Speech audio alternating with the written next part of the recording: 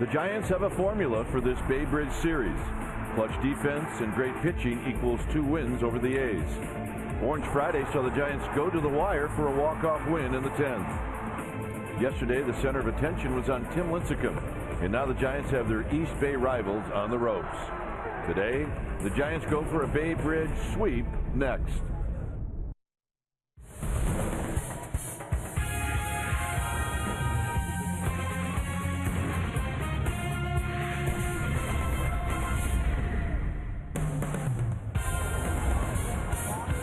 Afternoon baseball here at AT Park. It is the final game of this 3-game series, A's Giants. Hi again, everybody. I'm Dwight Kuiper. Alongside me is Mike Krukow. Well, a lot of fans have brought brooms to the ballpark today. They'd like to see a sweep of the Oakland A's, and Mike, that's not the easiest thing in the world to do, especially when you got a good pitching match like today. Well, indeed, you can't get two better lefties in all of the game going head-to-head like we're going to see today. Gio Gonzalez and Jonathan Sanchez, both 2 strikeout lefties, and what we've seen so far in this series is incredible pitching, and it's going to continue today. These guys both are on top of their game right now, both coming off good starts, so I would expect another 1-run, close, nail-biting game. What's new? Hey, just the way we like it. All right, same lineup as yesterday. When we come back, we will have the starting lineups on the very first pitch right after this.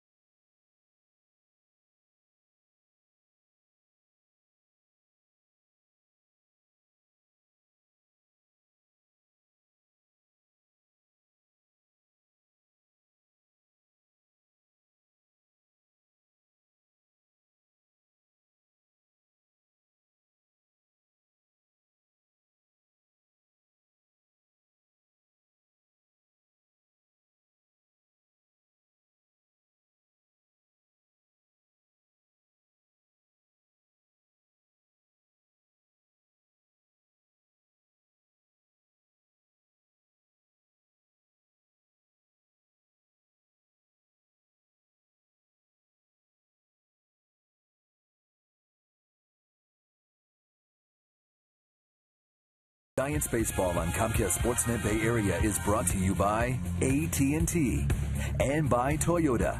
Check out the great deals at your local Toyota dealer today. Lombard Street in the city. What a great street. Giants take the field here at AT&T Park. Our game time weather is brought to you by the Santa Cruz Beach Boardwalk. The admission-free boardwalk is kicking off this summer, Saturdays and Sundays. Temperature 61 degrees, winds at 13 to 15 miles per hour, 70% humidity. It is pleasant. Let's take a look at the A's lineup. We'll run through it quickly. It'll go like this. It'll be Coco Crisp in the leadoff spot, then Barton and Connor Jackson, who's got big numbers against Sanchez. Willingham, Suzuki, followed by Ellis. The bottom three, LaRoche, Pennington, and Gonzalez. On the hill today for the Giants will be Jonathan Sanchez, the 28-year-old left-hander, 6 feet tall, 200-pounder out of Sabana Grande, Puerto Rico. And there you see what he has done in 9 starts. 3-3, 3.71 ERA, and look at the strikeouts, 58 and 51 innings. 3-pitch guy, a fastball, curveball, and a split. First pitch strike.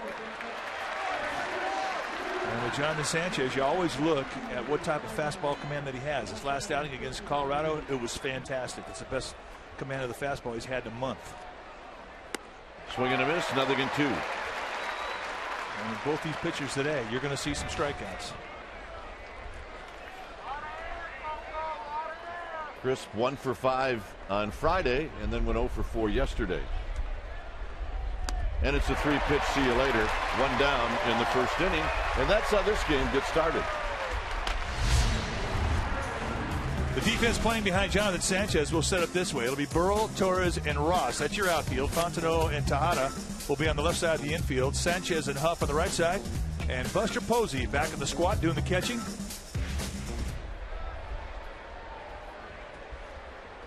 Here's Barton. Barton looks at a strike called by home plate umpire Dale Scott. And Dale Scott likes a high strike. He'll call more belt high strikes than you're accustomed to seeing, but it can bounce around a bit.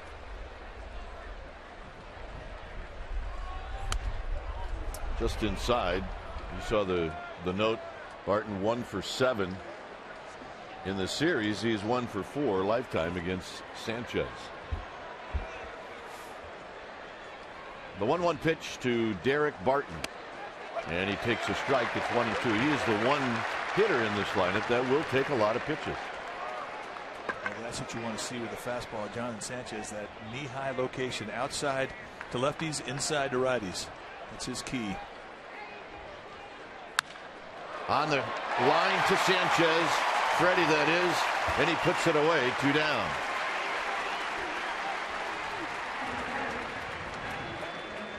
Now, pretty nice at bat from Barton, really hanging in there well on the breaking ball, and he puts a charge in this on a 2-strike count, only to be denied. And a nice backhand stab by Freddie Sanchez. He would be the guy to avoid right now. Yeah, hitting the ball too. Freddie Sanchez is catching everything. Connor Jackson has got big numbers against Jonathan Sanchez. Pops this one fouling out of play. This play may have saved the game the other night on Friday. Connor Jackson, and look at that play. It really was a play that was fantastic on both ends. Catching it and on from his knee, making the play to retire the side.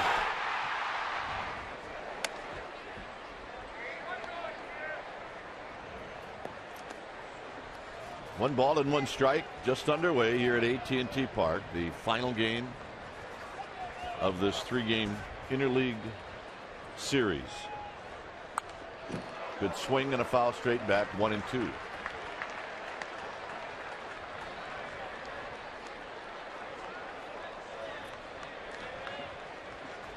Jackson overall hitting .261 with a home run and 12 RBIs.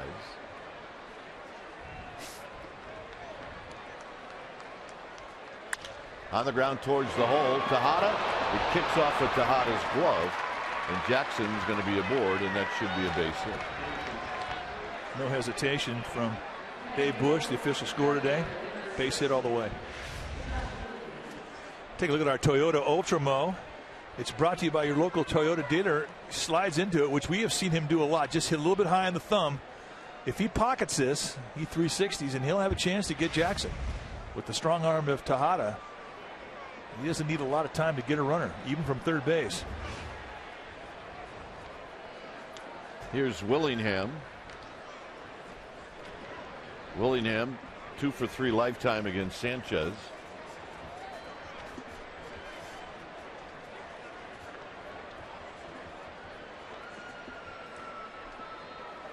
One for 4 on Friday night.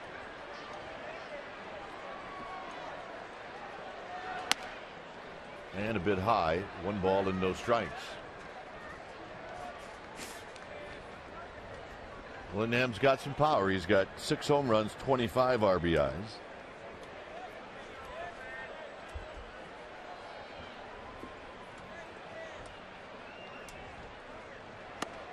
In tight, 2-0. So for the first time in this game, Sanchez out of the stretch, and he falls behind, 2 balls and no strikes.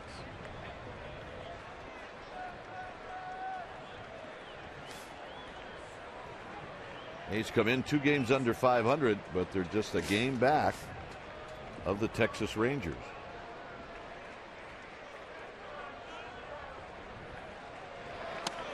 Three and 0. Now, see, I think this is an opportunity, a perfect opportunity to put a green light on for a hitter. 3-0 count. Willingham has power. First inning, Sanchez, like a lot of good pitchers, they haven't quite found their rhythm yet. This is when they're vulnerable.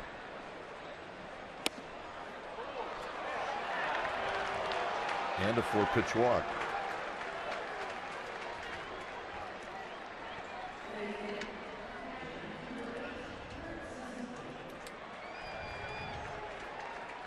Here's Suzuki.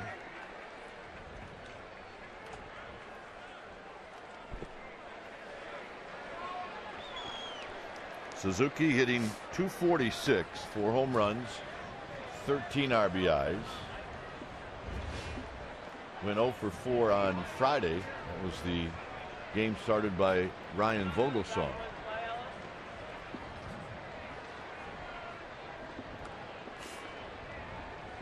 And he looks at a strike, and it's 0-1. Good first pitch split.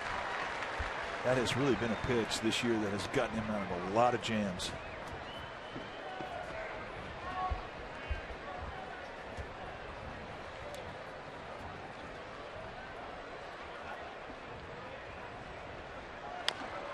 Right back to Sanchez. He will flip it to Huff, and that'll end the inning. No runs, a hit, a walk, 2 left. Giants are coming up.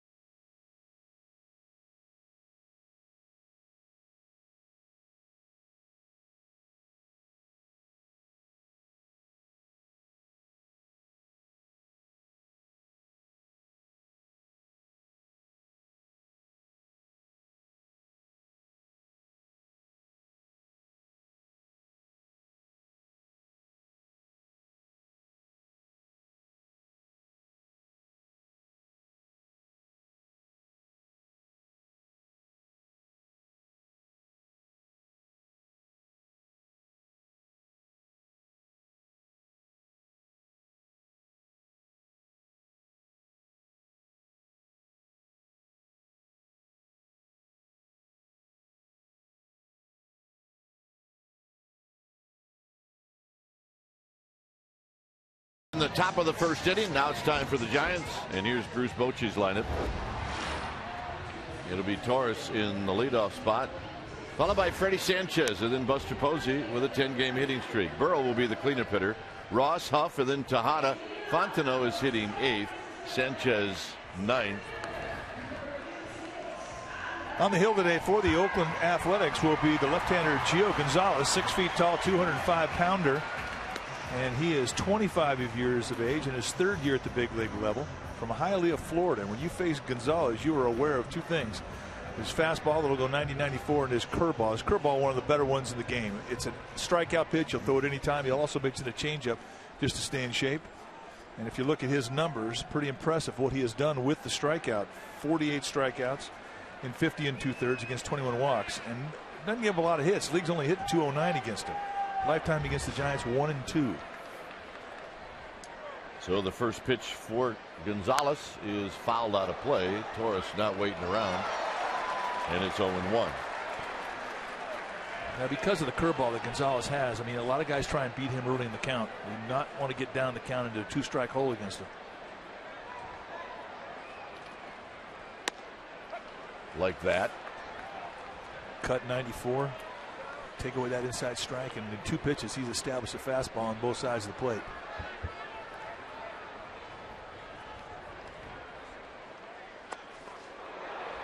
And Torres hit on the foot. Now that's a break. Let's take a look at the A's defense playing behind Gonzalez, starting in your outfield. From left to right, it'll be Willingham, Crisp, and Jackson. Pennington and LaRoche, that's the left side of the infield. Ellis and Barton on the right side. And Kurt Suzuki will be in the squat, putting down the signs today. And watch the 0-2 breaking ball hit the back foot. It's a back foot slider, literally catches him just on the insole. So the Giants in a 0-2 hole, they catch a break. Freddie Sanchez hitting at 276.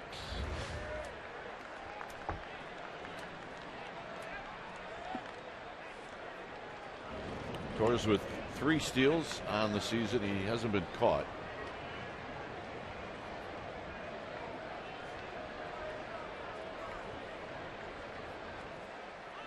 Pitch is high. Giants have scored 1 run in the first inning in the first 2 games in this series. And who's ever scored first has won both games.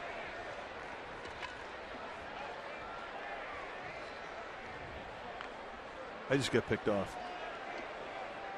Well, I didn't get picked off on last one because I got picked off on the first one. He has got a good move.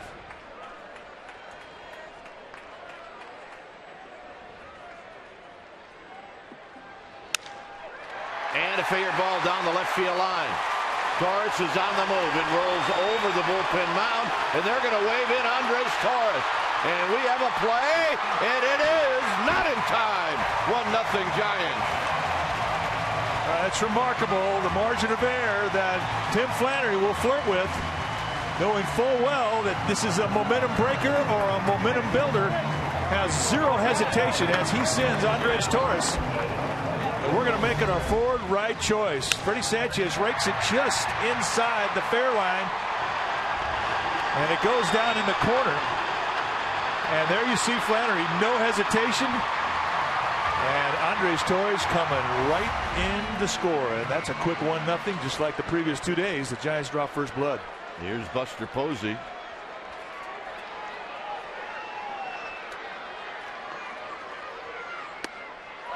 First pitch strike. A little isolate on Tim Flannery as he gives the green light. Andres Torres looking like he's running the 440 leg of the relay. Well, a couple of things. As the 0-1 to Posey is high. A couple of things. One, Flannery wasn't just moving his arms, he was moving his lips too. Oh, lips, arms, legs. And the bat was right there that Torres had to slide over it. Well, the umpire should be doing that.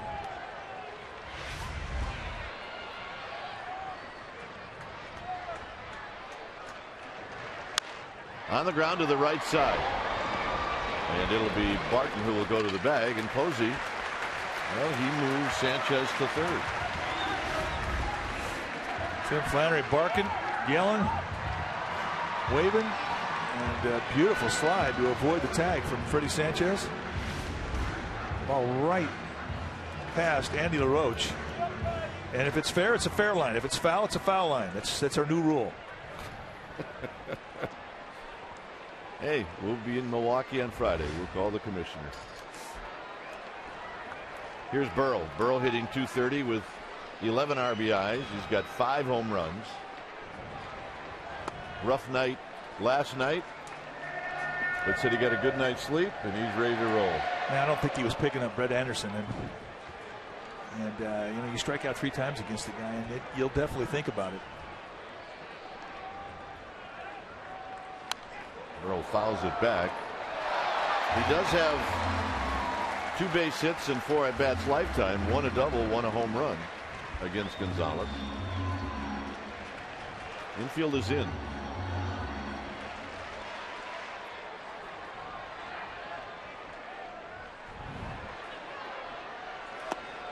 One and 2.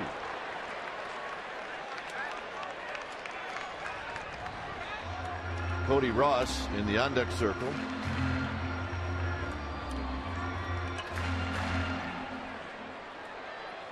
That might not look comfortable, but for Lincecum it is. Well, he'll play cards like that, sit there, play dominoes, sit like that for 2 hours.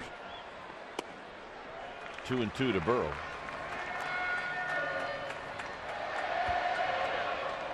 I think in another life he was an old catcher.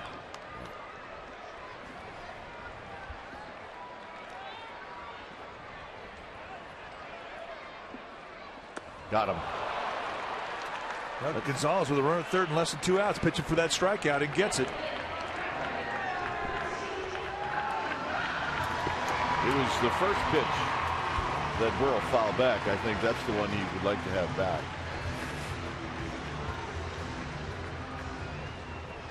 Cody Ross sitting at 256, 3 home runs, 11 driven in.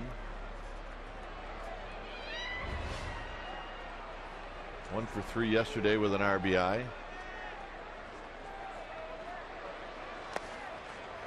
It's going to be a workout for Kurt Suzuki today with all those breaking balls. Yeah, especially with a runner at third base.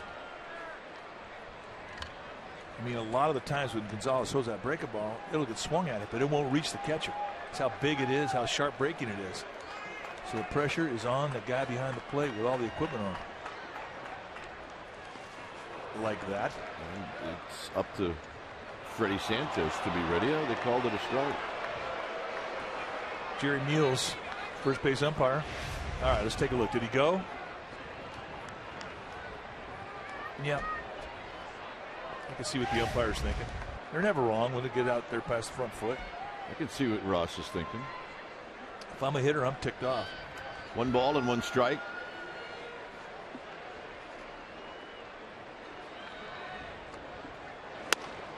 One and 2.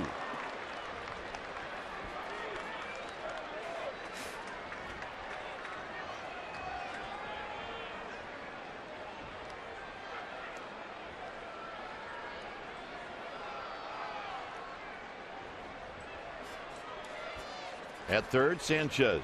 The 1-2 pitch to Cody Ross is bounced foul on a breaking ball.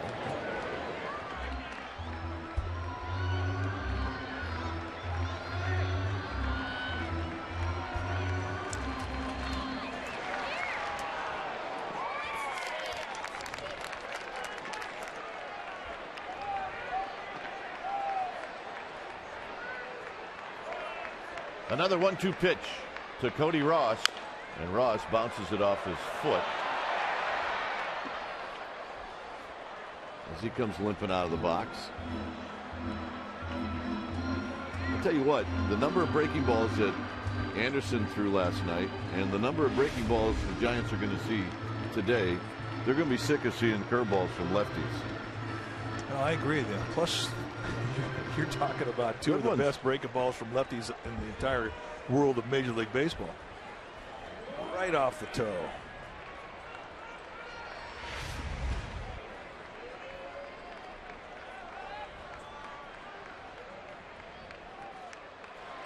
Got him on a high fastball, and that'll end the inning. So the Giants pick up a run. They do it on the double by Freddie Sanchez after 1-0 Giants.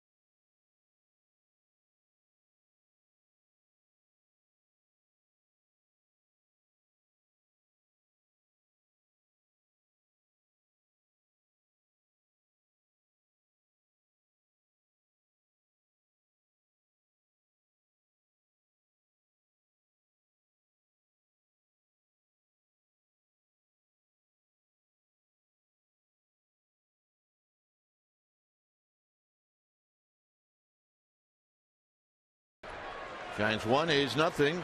Mark Ellis stands in facing Jonathan Sanchez. Ellis looks at a strike.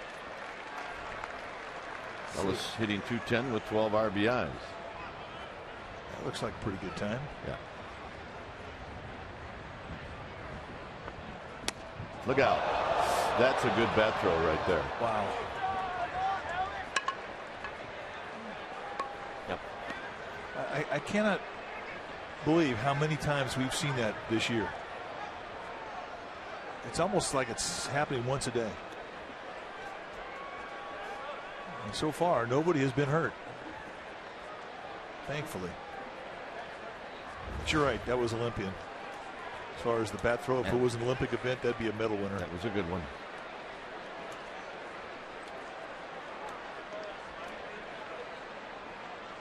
Very high to Ellis. Let's take a look at the bat toss. Swing. And it's got to feel as weird as it looks.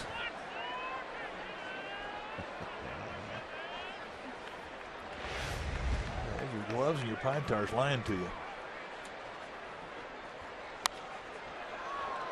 Ellis shoots it out of play. The big leaguers, I mean, they really lay that bat in their hands and have a very light grip on the bat. It's all about, releasing the hands and throwing the bat head to the ball to maximize the weight of the bat head once it gets to the ball. You can understand how it would fly out of their hands.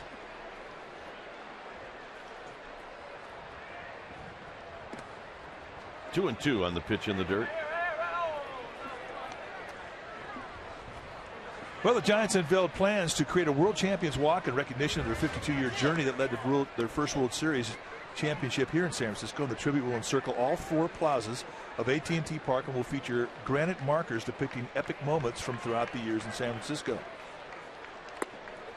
The walk will also include a 4x12-inch brick paver, providing fans with a chance of a lifetime to forever etch their Giants loyalty in stone right here in AT Park. If you want to order one of these personalized bricks, go to sfgiants.com/brick. Ellis out swinging. See the brick that I ordered.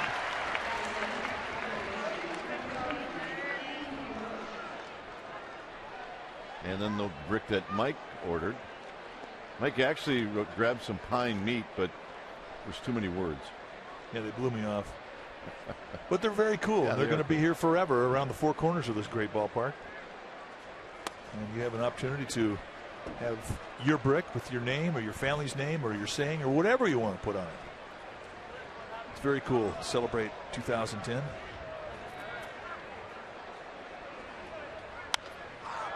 Andy LaRoche lifts it out to left field. It's Burrell and Torres coming together, and Torres calling and catching. Our United Airlines leaders of the game, shutdown innings leaders in the major leagues this season. Take a look at that. Giants are ranked second. The A's are ranked 23rd. Shutdown innings. How big are they? No, it's when your team scores and you go back out there as a pitcher and you put a 0 on the board and you get your team right back in the dugout. That is a shutdown inning. And Jonathan Sanchez one out away of putting it up a 0 here. The guy that the first time I really ever heard somebody put a lot of emphasis on it was Darrell Evans. Well, he was great, and Darrell he'd buy you a dinner. If we score runs, you put up a 0, I'll buy you dinner. And this was my 7th year in the big leagues. I guess we knew how important it was. Nobody just ever pushed it. Wow, where was that pitch? There was a lot of pitches missed yesterday for both pitchers. And Jonathan Sanchez, he just get himself composed. It's upsetting when you miss a pitch, especially on a 1-0. 2-1.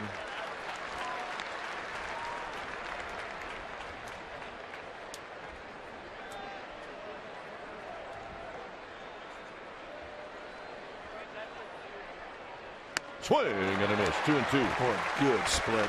I mean, it just keeps getting better. That pitch last year was kind of a project, and about halfway through last season, he put it into his repertoire, became a great weapon. And when he started throwing it 3-1, 2-0, 3-2, it became an absolute pearl. And there's a bolt on the left field line. see if Pennington tries to go for two. Burrow gets rid of it very quickly, and Pennington put on the brakes.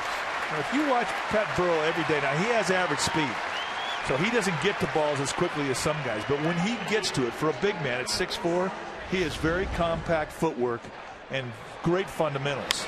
And you cannot execute this any better. He gets his angle back to a bare hand, very quickly gets it right back in, and he freezes Pennington, and that's a big play. And that's something that he has worked with throughout his whole career, and he's one of the best in the league at doing it. And Pennington puts the brakes on right there. Nice play, Pat Burrow. Here's Gonzalez, who takes a strike. I mean, for a big man in left field, he might be the best I've ever seen at getting to a ball and getting it back into an infield quickly. Good athlete.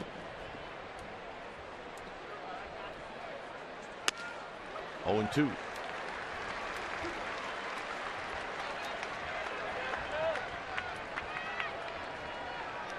How about that Brew Crew?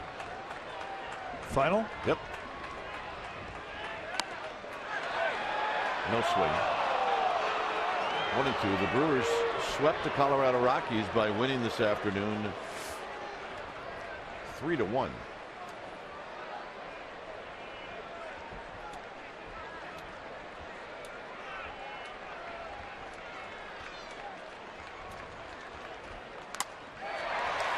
And that got Buster Posey right in the chin of his mask.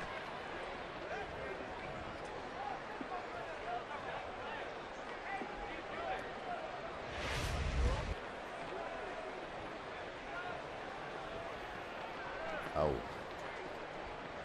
That got him good, and it rattled him. Yeah, he's down to a knee, and here comes Dave Gresham. You know what? I'd be surprised if he stays in. It really popped his jaw.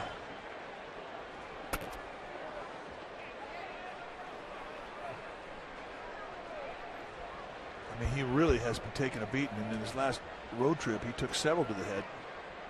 One game there was two in about a 5-pitch succession, and in one game he had to come out. Well, Bruce Bochy, when he did come out, said, you know what, we did it. He could have gone back in, but we just did it to be careful. And I would not be surprised if they don't do it again here.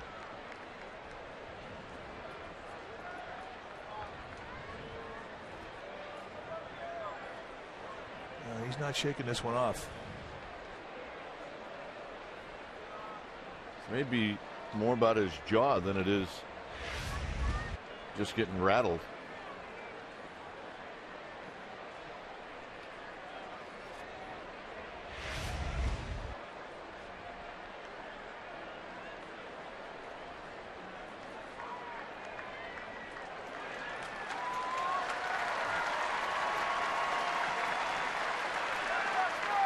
He wants to see a couple pitches.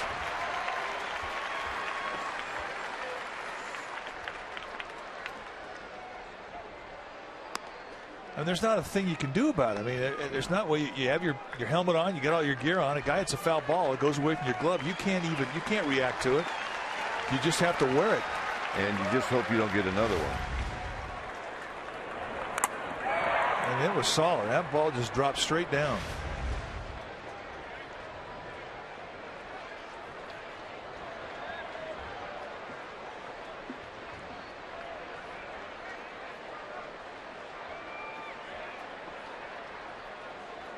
One and two with Pennington at first. 2 outs. And that'll end the inning. There's a Reggie Jackson swing by Gio Gonzalez. Very nice.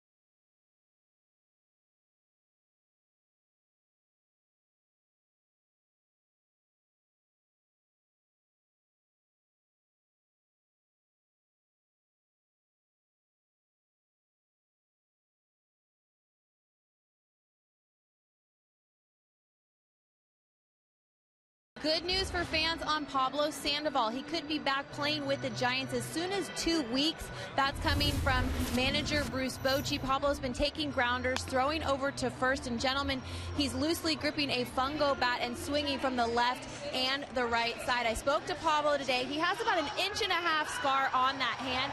He said he basically needs to build the strength back into his grip. But good news on Pablo Sandoval. Dwayne? All right, thanks, Amy. That is good news. Well, we'd like to get some good news about Buster Posey now that he's back to the Giants dugout. Hopefully he's feeling better. Billy Hayes just went to grab Buster Posey's mask. Here's Aubrey Huff. Good breaking ball for a strike. Yeah, as a left-handed hitter, Kipe, you took a breaking ball like this for a first pitch strike. What are you thinking? Well, I'm not going to look for it unless I get 2 strikes. There's a shot into right center field for a base hit. And Aubrey Huff is not going to look for it either. He got the first fastball, you can see, elevated a little bit, middle away at the belt. And he spanked it. Last homestand, this is what happened. He got hit twice.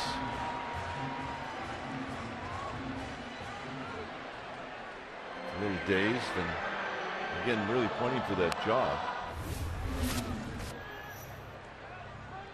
Tejada hitting .218, 0 for 3 lifetime against Gonzalez as he takes outside for a ball.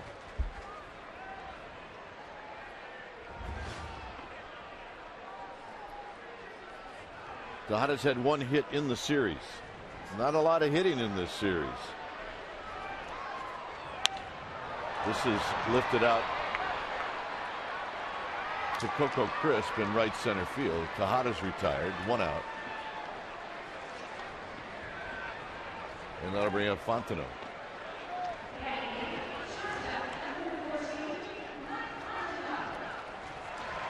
Fontenot hitting .220, a couple of home runs, 9 RBIs. We did the Little League thing today. How'd it go? It was great. Who were your guys that spoke with you? Fontenot, Vogelsong, and Tim Flannery. I'll bet Fontenot is pretty popular with the Little Leaguers because he's the littlest giant. One of the questions, who was your favorite player when you were a kid? I bet you don't know this one. You say Will Clark. Will Clark. Louisiana kid. There's a strike. He said his dad took a business trip to San Francisco and brought back a Giants pennant. Hung up in his room, and he said that was it. I was hooked.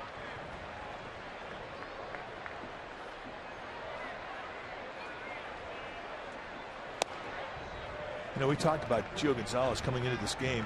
The league hitting just .209 against him. However, one oddity is that lefties hitting slightly higher than the righties. Lefties hitting at .213, righties at .207. And Aubrey Huff proved that that was not a bogus statistic by getting a base hit off a first fastball he saw.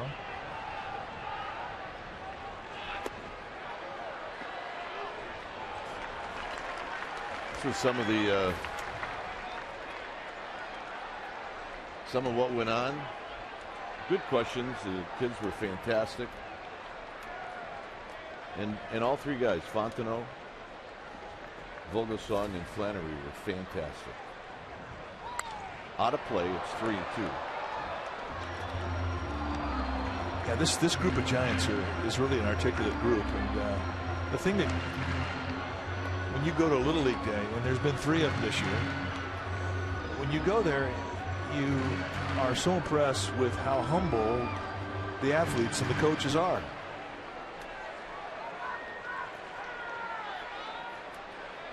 Three and 2.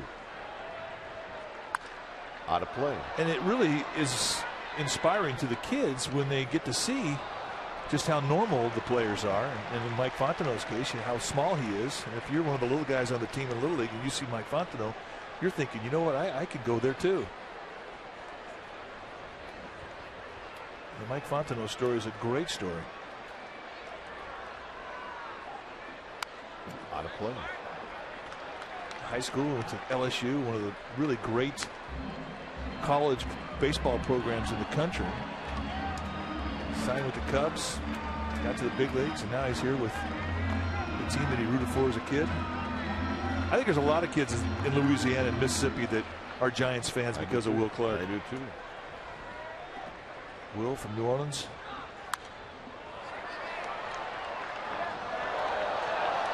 Will Clark is here in San Francisco. He was in the dugout last couple of days, standing next to Bruce Bochy. Always good to see the thrill.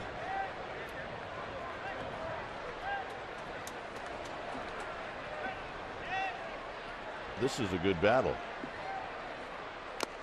And finally, Gonzalez wins it. 9 pitches in that at bat. 3 strikeouts for Gonzalez. Here's Sanchez. You know, you get 9 pitches out of a pitcher. You've done your job. In today's game, the pitch count's so important.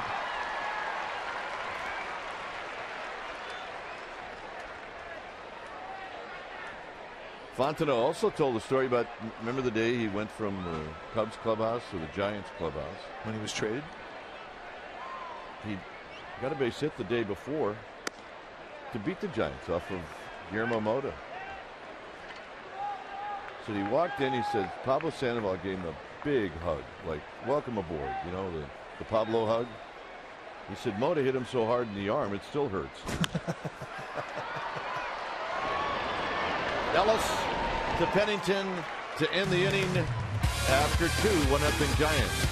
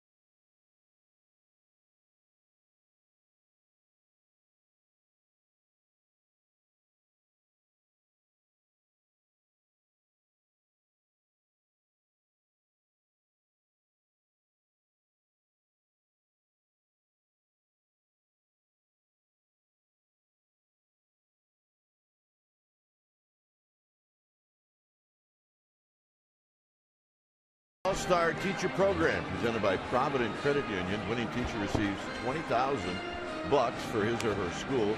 This is Corky Black from Oak Grove High School. He teaches 12th grade AP Government and Economics. To vote for Corky Black or one of the other 4 teacher finalists, go to csnbayarea.com. The voting ends Sunday, June 5th. The winner announced June 12th, and they'll be announced right here at AT Park. Corky Black, he's the man today. He looks like a teacher. He does. He looks like a teacher you wouldn't want to mess with. Top of the order, Coco Crisp. Giants 1, A's nothing. Crisp struck out to start out the ball game. First pitch is high and wide, 1 ball and no strikes.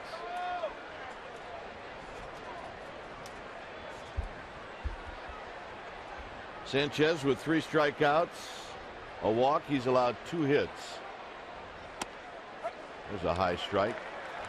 Gonzalez with 3 strikeouts. He's allowed 2 hits. He hasn't walked anybody, but he did hit Andres Torres on the foot, and Torres eventually scored the only run of the game.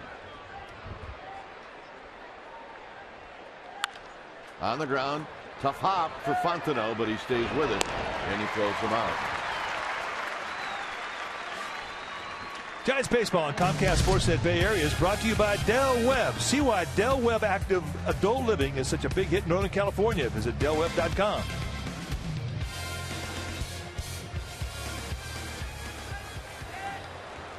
Martin hit the ball harder than anybody today, and he lined out to Freddie Sanchez. And Barton, who takes a lot of pitches, swings at the first pitch. And he misses, and it's 0-1.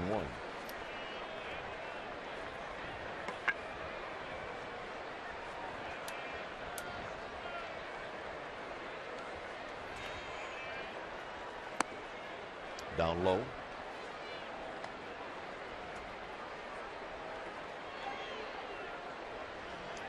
Giants a day off tomorrow. The A's will play in Anaheim tomorrow. On the ground to Freddie Sanchez. And that's a 4-3 putout. 2 down. That's the thing about Jonathan Sanchez. I mean, you think about him, you think about a lot of strikeouts, but he is not your normal strikeout fly ball guy. He gets a lot of ground balls, a lot of movement on that fastball. Both his specialty pitches, his slurve and his split, both have downward break, get balls beat on the ground.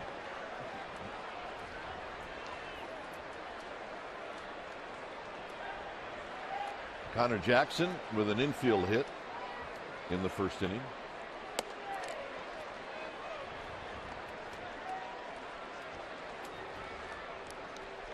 We're talking about the mask, and I think Billy Hayes is trying to convince Dave Greshner about the old style mask. Well, you see the two different styles. Buster Posey has the new style, the modern mask. Dale Scott, the plate umpire, has the old school mask, which Billy Hayes has in his hand here.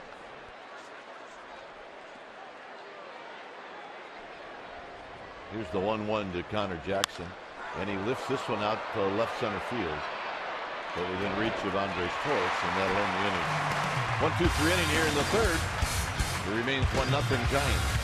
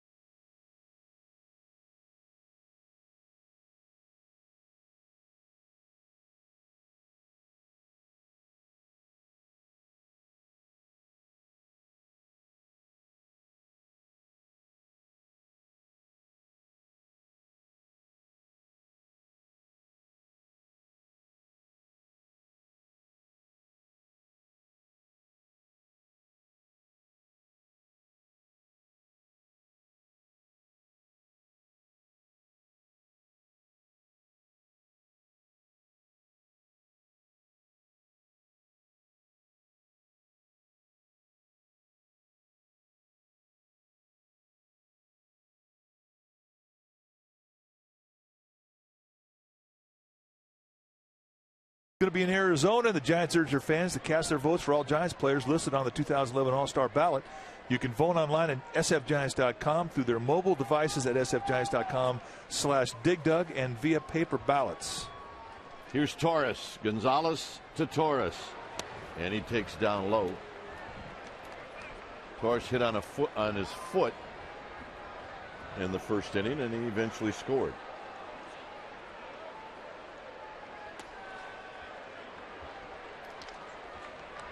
Two and 0.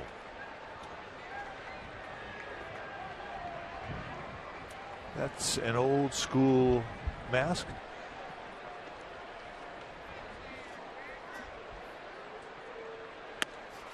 strike. 2 balls and 1 strike. Dave Gresher said they've done studies on both masks, the new style and the old style, and he says they're identical. Billy Hayes will tell you, as an old catcher, when the new mask takes a hit head on because of how it fits on your head, the mask takes the shock, but it doesn't really move. Now, the old style mask, if you hit one of the chin, you'll see the mask twist completely off the side of a catcher's head. And Billy Hayes' argument is that's absorbing the shock, and it's not going directly into the guy's face. It's kind of deflecting. Torres out swinging, strikeout number 4 for Gonzalez. Here's the hit. You see the mask, I mean, it's straight on. I mean, it doesn't deflect. It takes it, and because of that, you take it on the jaw. Now, the old style masks, when you hit it face like that, usually you see the mask sort of twist off to the side of a catcher. And that's the point Billy Hayes is making, an old catcher. Sanchez doubled over the bag at third to knock in the only run in this game, and here he takes a breaking ball down low. But you know, guys get used to masks and equipment. They get comfortable with it.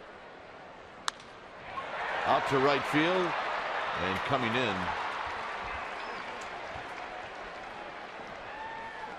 Giants baseball on Comcast Sportsnet Bay Area is brought to you by the Solar Company. Visit thesolarcode.com for details about their new zero-down lease with monthly payments as low as $99 for qualified buyers. Catch was made by Connor Jackson. Good at bat for Freddie Sanchez. Here's Buster Posey. No balls and 1 strike. An old catcher asking another catcher, hey, you okay? They both compare experiences that they've had. I think Suzuki just offered him his mask. He said, you want this one? I'll leave it right at home plate. You want this one? You might see him change. I mean, like I say, once you get comfortable in equipment, you're a little reluctant to change. And since he's come up to the big leagues, he's always had the hockey style mask.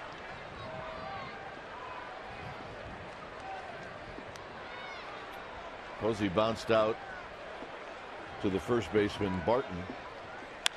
Here he lines this one into left field off the glove. Posey's got a wide turn. Now he stumbles, and he's going to have to hustle back, and he just makes it back. This was having a hard time today. But he does have a base hit. Yeah, he really stumbled around the bag and kind of jarred his leg. Like, see if a lot of times you take a peek and then you don't know where the bag is. See if he does that. Nope. Hit it with his left foot and just caught a spike. Here's Pat Burrell.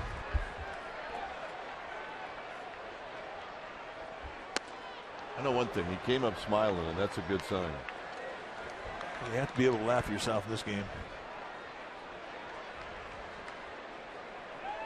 Burrell misses the fastball. He's about to see a bunch of breaking balls, I would think.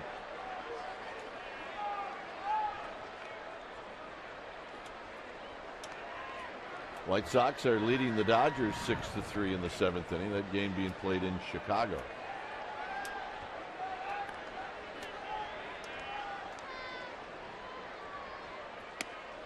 Down low.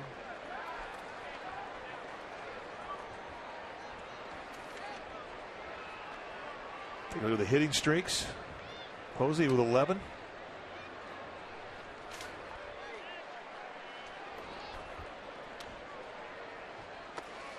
Breaking ball in the dirt. 2 balls and 1 strike.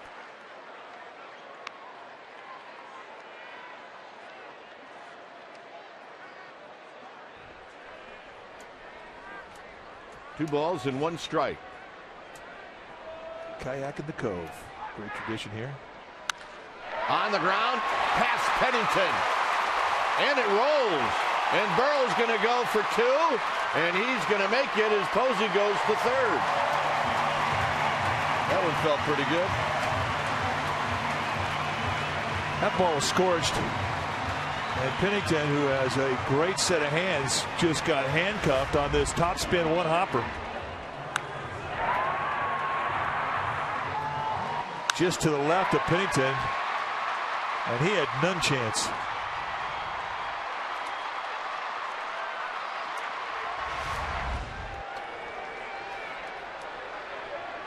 Cody Ross struck out in the first inning. Gonzalez will pitch out of the windup, and it's down low. Yeah, look at that one hop ground ball. I guess you could call it off the bat of Burrow. And I remember what you told me something a long time ago. I never really thought about it, but the big guys hit harder ground balls, and that certainly was the case with Burrow. That ball was really hit.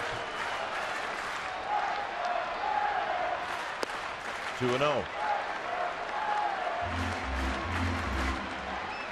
Was there a guy you just did not want to get behind a ground ball on? Yeah. Jim Rice. No. The 2-0 pitch to Ross, and Ross slowly hit to third. And LaRoche is going to throw him out. No! Ross is called safe, and a run scores. It's 2-0. And here comes Bob Guerin. He thought that Barton had dropped the glove right in the path of Cody Ross. And Jerry Meals going to get an earful here.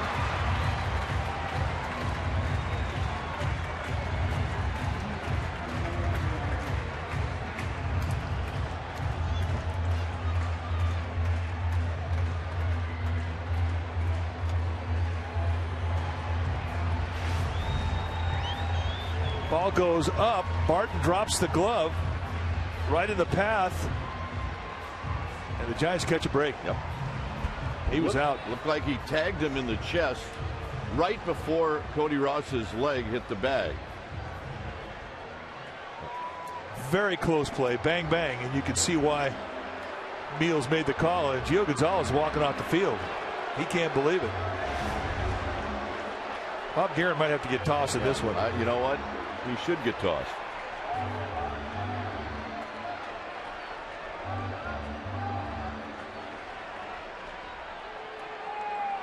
Been a frustrating 2 days for Guerin, as his offense has been really dormant. And he might get tossed as just trying to fire up his bunch. And he's not leaving anytime soon.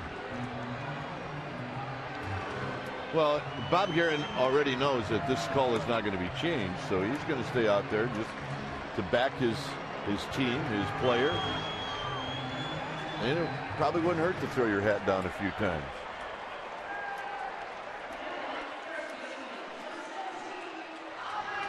So here's Aubrey Huff. It's 2-0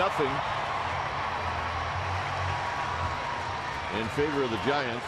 It'll be an error on LaRoche. Huff with a base hit in the second. And he takes wide, and it's 1-0. One more look as it hits the chest of Cody Ross just an instant before he hits the bag.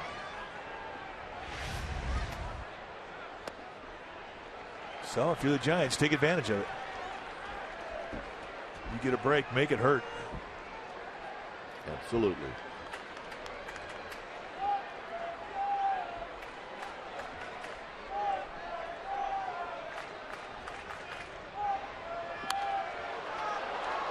Huff sends one back and out of play. It's 2 balls and 1 strike.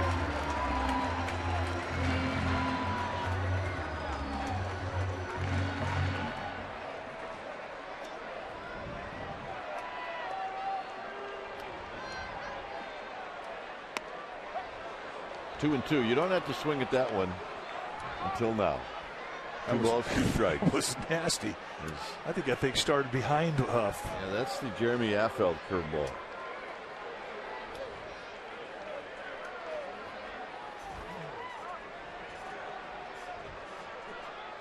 He's going to get it again. And that'll end the inning. Giants pick up a run after 3. 2-0 Giants.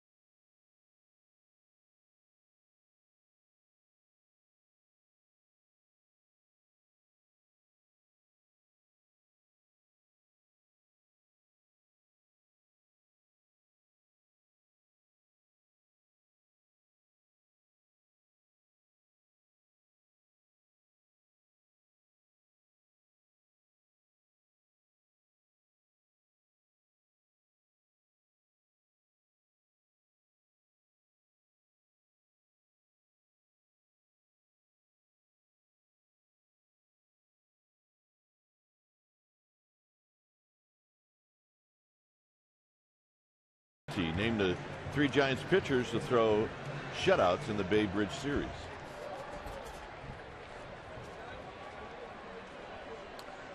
Time now for our Comcast Sportsnet Celebrates Healthy Week tip. And here's your tip to get healthy. Lose the remote. Get up to change the channel. That's just for you, partner. You know what? I do. Our remote's broken. I've lost 7 pounds in a week. Here's Willingham, who takes a strike.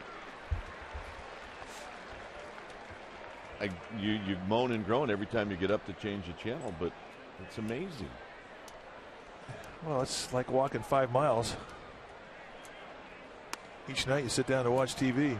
It's the original Boiler Buster. Lose the remote.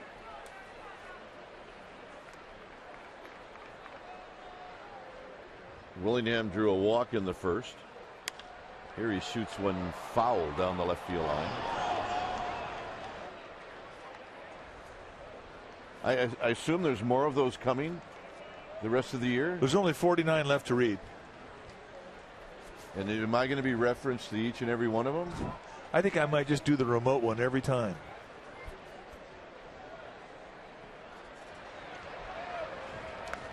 Blocked by Buster Posey. It's 2-2.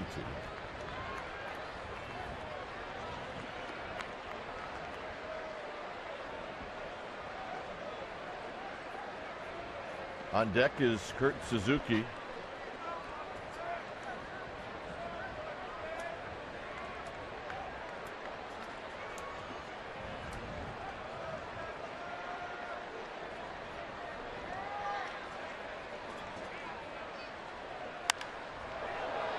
Down the left field line, foul again.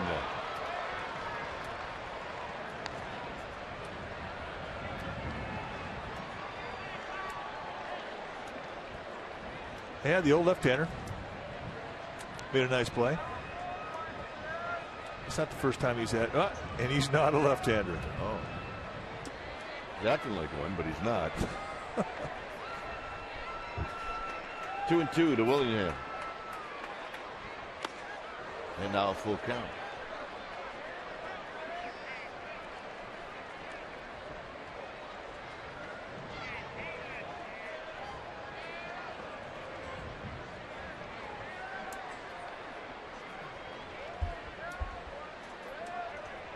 .51 pitches for Sanchez with nobody out here in the 4th inning. He got him. Amy G is here. Amy G, what's up? Gentlemen, big day for Bay Area sports fans, and we've got you covered. Just log on to csnbayarea.com to get your Sharks update. They've got intermission updates, and then keep it streaming because they're going to have their Sharks Playoff Central immediately following the game, and you're also going to get analysis from senior insider Ray Ratto, Dwayne, and Mike. I think that is worth logging on just to hear from Ray. csnbayarea.com, your interactive Sharks hockey home all season long. csnbayarea.com, guys. All right, thanks, Amy. Here's Suzuki, who lines it to left. That's going to be a fair ball. Pat Burrell will pick this one up on the track, and it's a one-out double for Kurt Suzuki. Not a hanger. He went down and dug that one out. Nice at bat.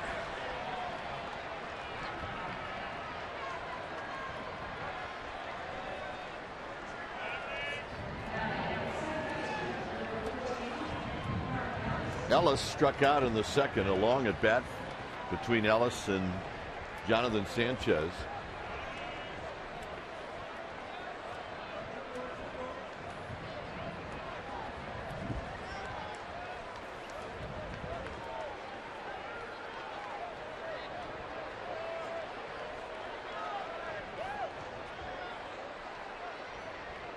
And the first pitch is down low. 1 ball and no strikes.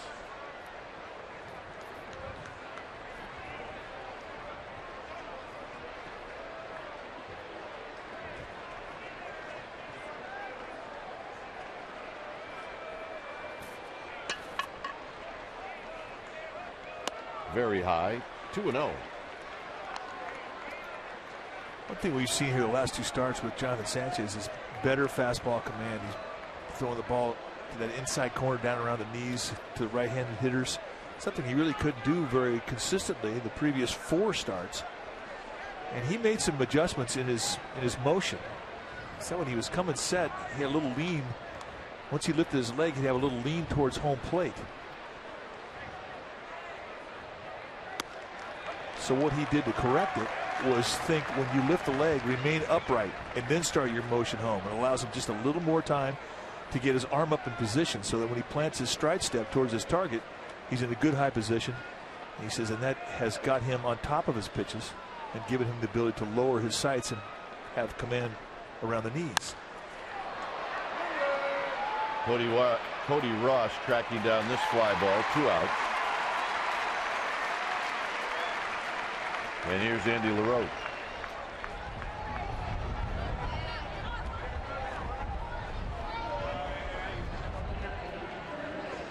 Now, every time you go weird with your release point and all of a sudden you're underneath your fastball and you can't command it, it's a puzzle for you and your pitching coach. And when you finally figure it out, then the next time you go into a funk, that's the first remedy you go back to. And over a period of time, you have a number of remedies that can mechanically correct you. Strike to LaRoche. And that's what you do when you get out in the middle of the mound, middle of a game. If you get under a pitch, then you go back to those tricks that basically got you back into a good set of mechanics, and you can correct yourself. So the older you are, the more of a reference book you have to correct yourself, the better off you are. Buster Posey gets rid of his mask. And it's just inside the foul area. He actually touched that. He did. And I'd like to have seen him caught it, see what they would have done. Because the netting was between the ball and the glove. True, good point. He's checking it out. All right, now ball, he hits the netting, and now if he catches that, what do you do? It's not an out. There's an object in between. Burrell giving chase. Burrell stops. Burrell catches, and that ends the inning. Giants are coming up 2-0 San Francisco.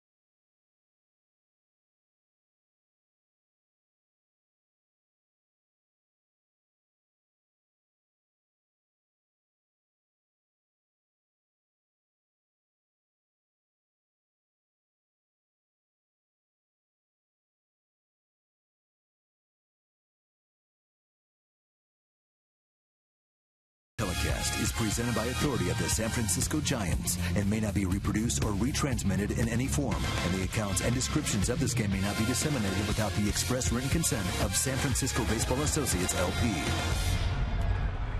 Our trivia question brought to you by AT&T. Named the 3 Giants pitchers to throw shutouts in the Bay Bridge series.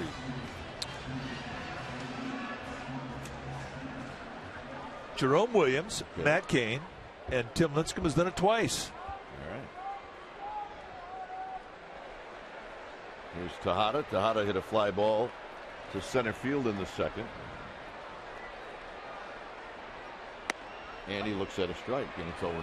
Good changeup. We haven't seen too many changeups from Gonzalez. It's been pretty much fastball, curveball. But it's a good pitch. I don't see anybody hitting it.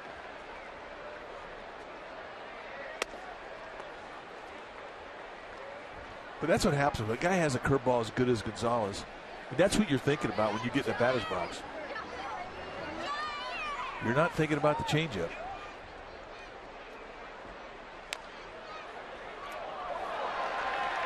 Time now for McDonald's True Stories today. Did you know Miguel Tejada is the 71st player to wear both the Giants and A's uniforms in their careers? He joins other notable players like Dusty Baker, Vada Blue, Orlando Cepeda, Tito Fuentes, Rich Gossage, Dave Henderson, Dave Kingman, Willie McCovey, Kevin Mitchell, Joe Morgan, and a cast of thousands. Right back to where it came from, and Tejada's retired. How about all three Alou brothers played for both teams? Dave Righetti, Barry Zito, of course. Here's Fontenot. How about one year they had Goose Gossage, Dave Righetti, and Dennis Eckersley all on the same team. That's a pretty good bullpen. Yeah, they have some stories down there in that pen. Fontenot struck out in the second inning.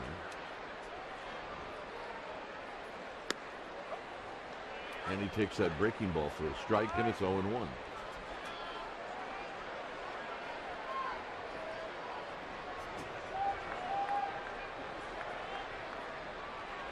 And a shot into center field, and that'll be a base hit. Fontenot with the 5th hit for the Giants.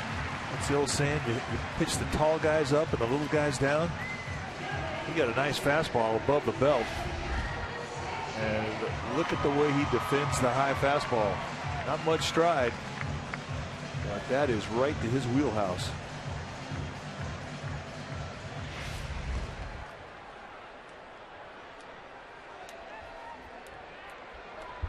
Jonathan Sanchez bounced out in the second. Bunt should go down the first baseline. It's a little easier for lefties to bunt down the third baseline than the first baseline.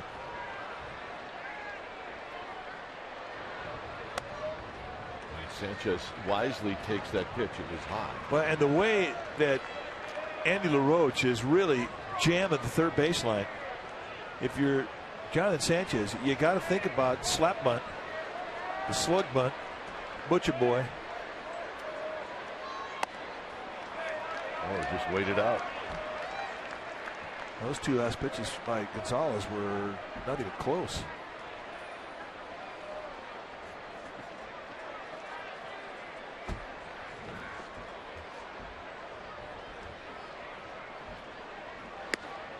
And Sanchez takes that one. It's now 2-1.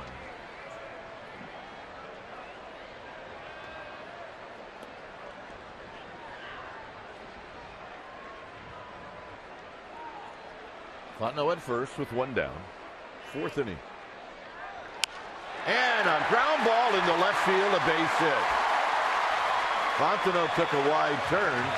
Well, he didn't exactly do the slug bunt, but he did swing away. Well, you can see the sign was called off, and Andy LaRoche really called this slug bunt.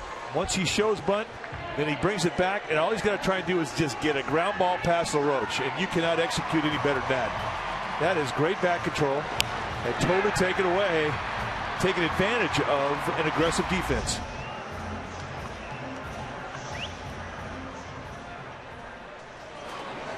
And if you're here at the ballpark, check out Pipkin's Pit Barbecue. It's new this year, and it's so good you can't get enough. Tell them we sent you. You'll love it. Right out underneath the big scoreboard. Torres rolls it foul.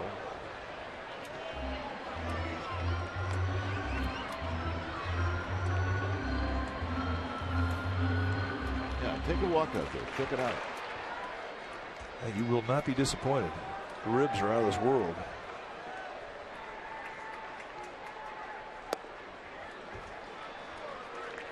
Torres hit by a pitch in the first, and then he struck out in the third.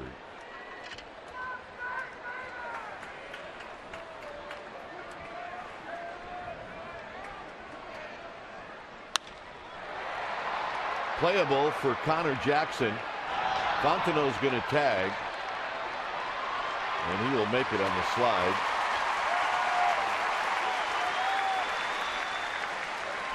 Well, the Inside the Clubhouse series continues with the premiere of the Say Hey Kid. Premieres today at 4:30 p.m. or after the Giants postgame live on Comcast Sportsnet Bay Area. The show is produced by SFG Productions and features exclusive behind-the-scenes footage of Willie Mays' 80th birthday luncheon at the Fairmont Hotel. This program also goes behind the scenes with Willie in New York on the Trophy Tour, and you'll see some candid moments at the Giants' annual conditioning camp held every November. Be sure to watch the premiere for an opportunity to win an autograph Willie Mays baseball. Go to sfgiants.com/sayhey. And did Frey Sanchez just get hit by that breaking ball? He did. I think he did. He's going to load the bases for Buster Posey. And now he comes limping out of the box.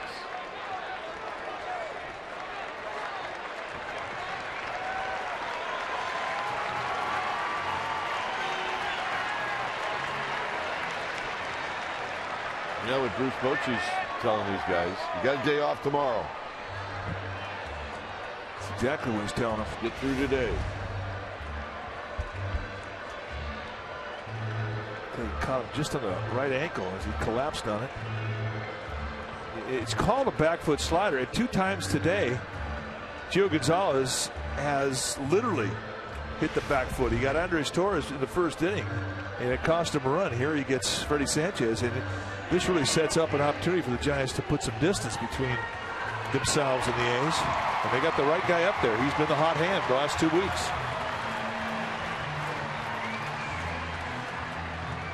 Bounced out in the first inning, singled in the third, and scored.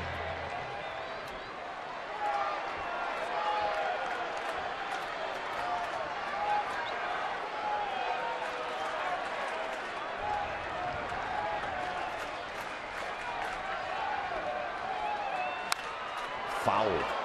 First pitch fastball, no balls and 1 strike.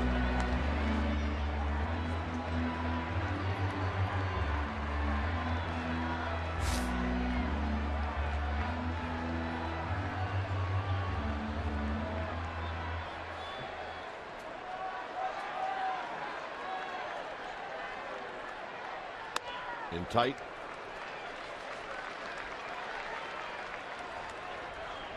Posey with 21 RBIs, same amount as Aubrey Huff.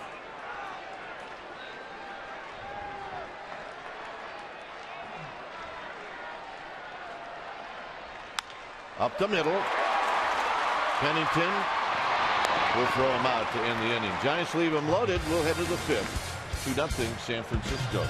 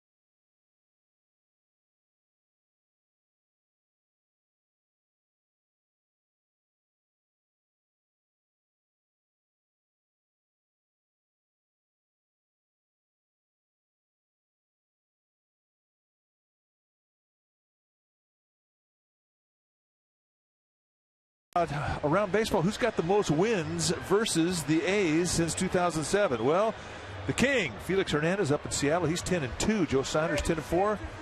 Lackey, Kazmir, Santana, Sabathia, and there at the bottom of your list, 5-0. Tim Lincecum in 6 starts.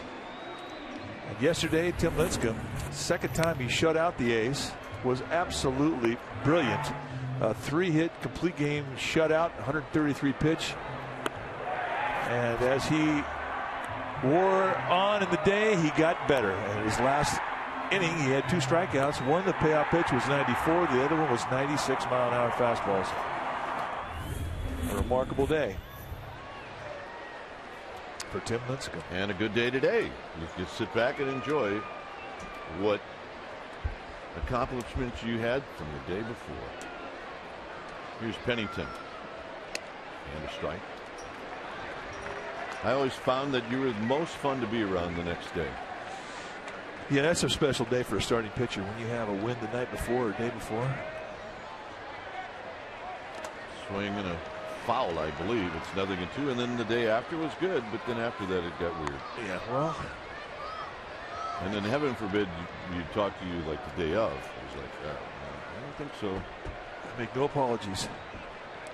Hey, can I get a lift from you? No, Mike, I think you should drive yourself day of the game. Out of play, it's 0-2. Can't help it. There you go. Mini AT up above the bleachers in left field. Oh, you got to go to first base, mate. Shortcut. You end up in the same spot, so just don't stop. Out of play, it stays 0-2.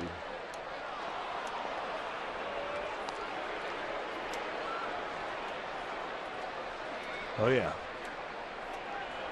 The big fist never gets old. I'm sorry. And where did we first see it? First discovered it in Milwaukee, where we're headed to. Miller Park, home of the big fist.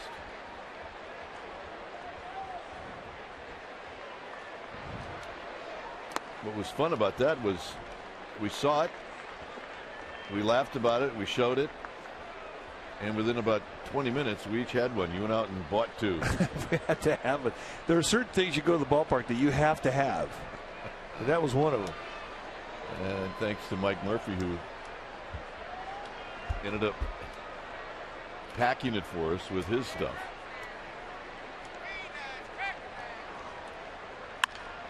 Fontenot gets a nice hop. Fontenot throws out Pennington. Jonathan Sanchez has really done a nice job of getting that first hitter in every inning. He's done it 5 for 5.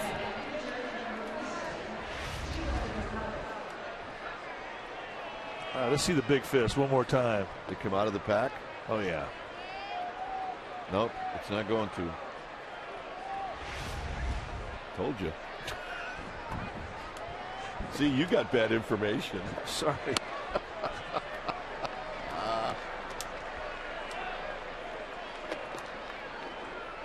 No balls in 1 strike. Gonzalez struck out in the second. It's fouled at the plate now. It's got to be there somewhere. Let's check it out. I'm Spartacus. There we go.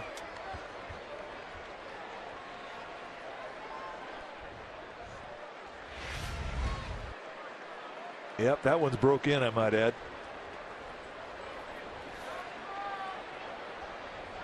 Oh, 0-2 to Gonzalez. More work for Fontenot as it rolls up his arm, and Gonzalez is aboard.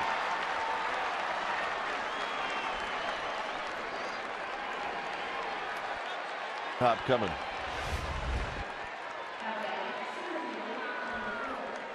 Ball hits him right in the heel.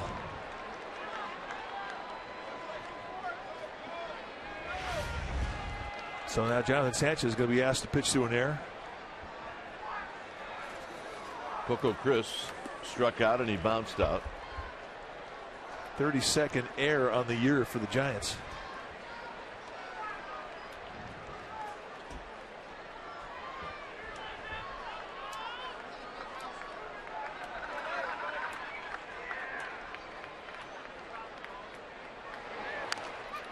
foul, and they got Buster Posey on the throwing hand.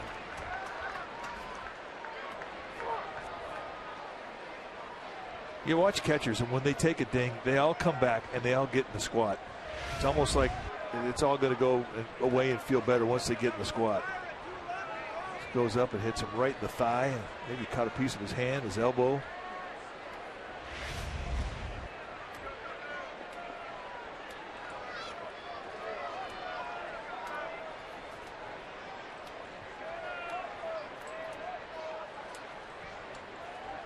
You know who flinches every time we see a catcher get dinged like this is the guy next door, Ray Fosse.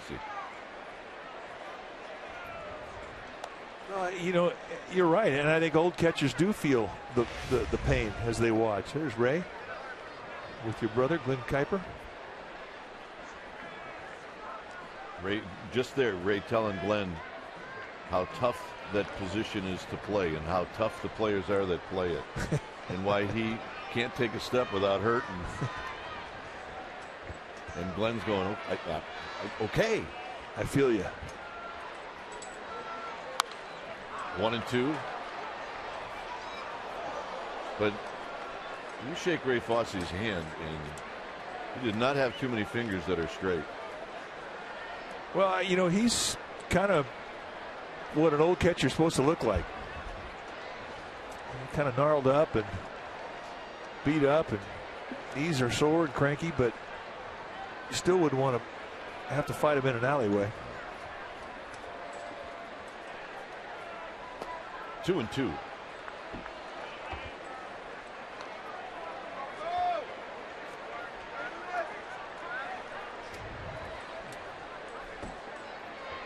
I always thought the best line was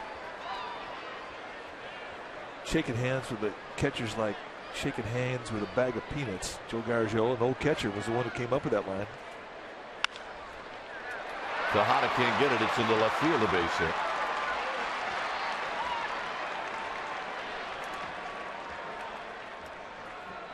Giants Baseball on Comcast Sportsnet Bay Area is brought to you by Provident Credit Union Super Reward Checking Account.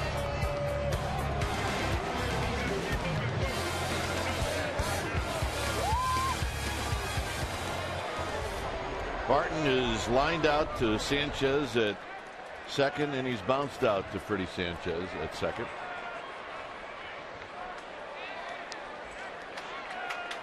So the A's will have runners at first and second with one out.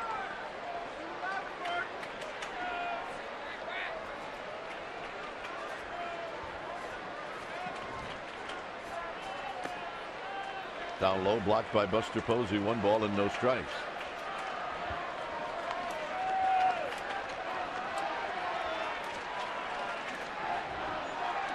When guys get on base, Jonathan Sanchez will slow it down.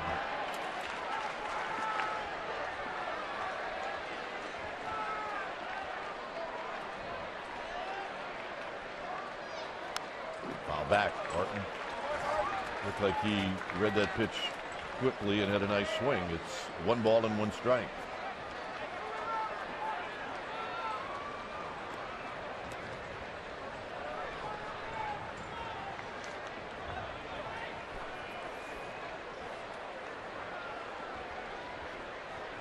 A 1-out error by Fontenot and a base hit by Coco Crisp.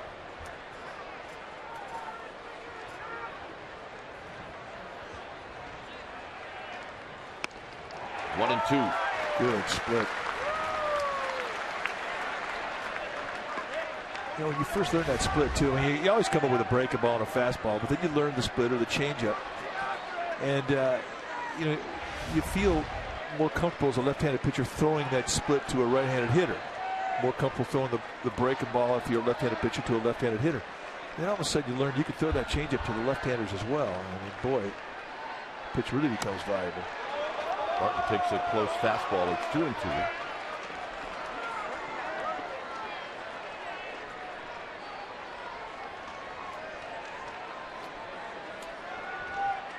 You see what the lefties do against them, hitting 188, righties 225. Not many guys hit him, period. Coming into today's ball game, Jonathan Sanchez, league was hitting 215 against him. And now this becomes a big pitch. It's 3-2. He's an authentic Giants fan. Well, do you send the runners if you're Bob Guerin? I do not. You bet on contact. When you have a strikeout, swing and miss guy out there like Jonathan Sanchez, it's a gamble.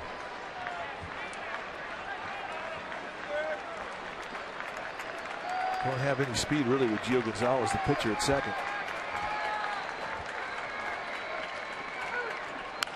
Out of play. So Barton spoils a good pitch. And because of that, he gets to see another one.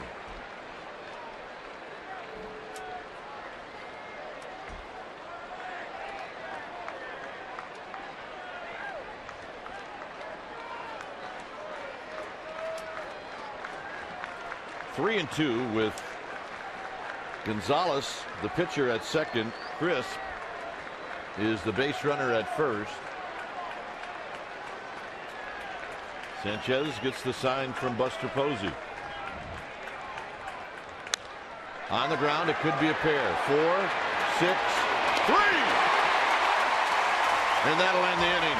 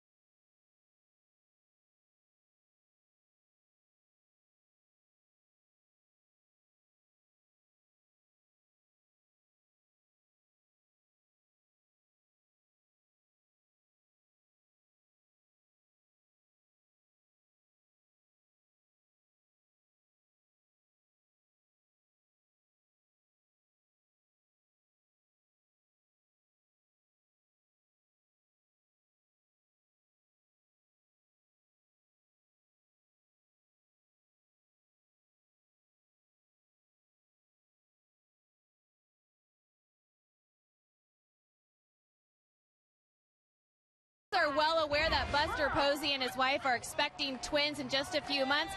I went over and talked to his Cross Bay counterpart, Kurt Suzuki. He just had a baby girl a couple weeks ago, Malia, and I said, what's some advice that you've got for Buster? And he said, actually, being a catcher is a lot like being a parent, guys. He said that you got to learn the pitchers just like you got to learn your kids, and you got to exercise patience with your children just like you do with the pitchers. Who knew that being a catcher prepared you for being a parent, gentlemen? That's the first time I heard that. Yeah, me too.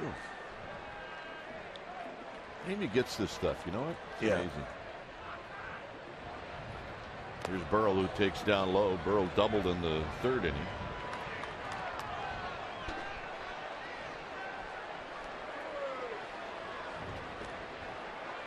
Cody Ross to follow. And then Aubrey Huff. It's 2-0. A big double play to end the top of the fifth inning. Burrell sitting all over that 2-0 pitch. Got a 92-mile-an-hour fastball, and he pops it into center field for out number one.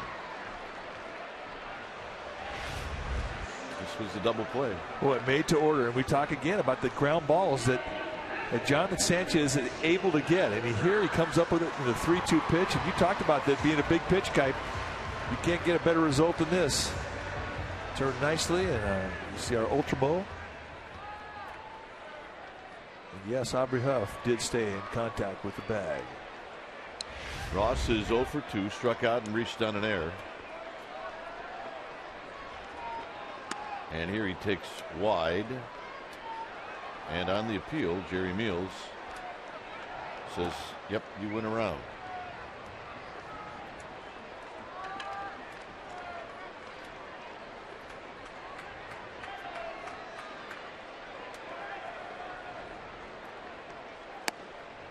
At the knees, and a quick 0-2 to Cody Ross.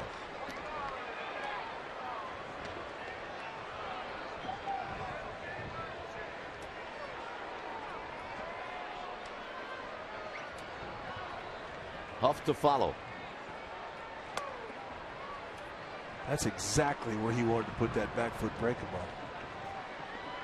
And that pitch right there to right-handers, he gets a ton of strikeouts on.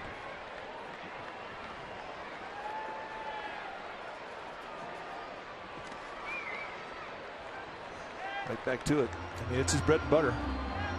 And then about the time that you see a couple of those, he can heat you up across the letters with an elevator fastball, and guys chase that one as well. And the guys with really great stuff, and that's what they get hitters to do. They get hitters to go out of the strike zone. That's where their swing and miss stuff is most effective, above or below. Center field, Chris moving back. The wind starts to take it, and it's off the wall. And Ross has got a double.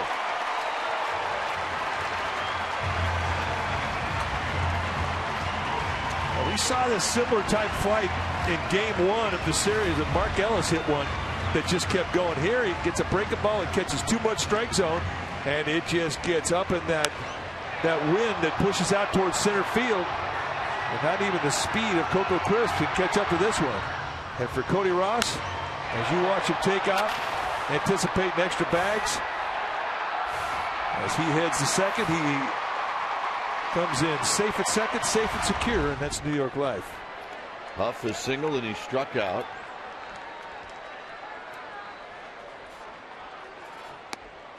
And there's that big breaking ball, and it's 0-1.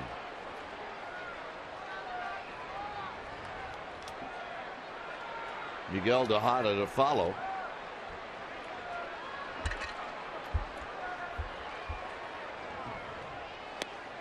Huff was sitting on that one. It's 0-2. Yeah, he had good back leg in that swing. There was no reach.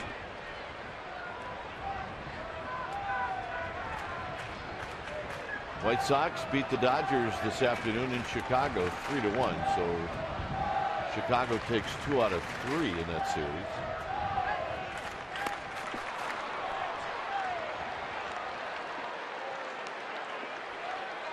As Huff strikes out. 2 down, and the hitter is Miguel Tejada. Tejada is flied out and he's bounced out.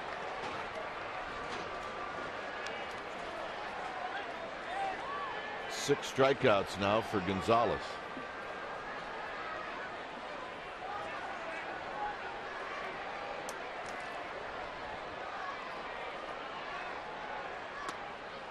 First pitch breaking ball, and it's 0-1.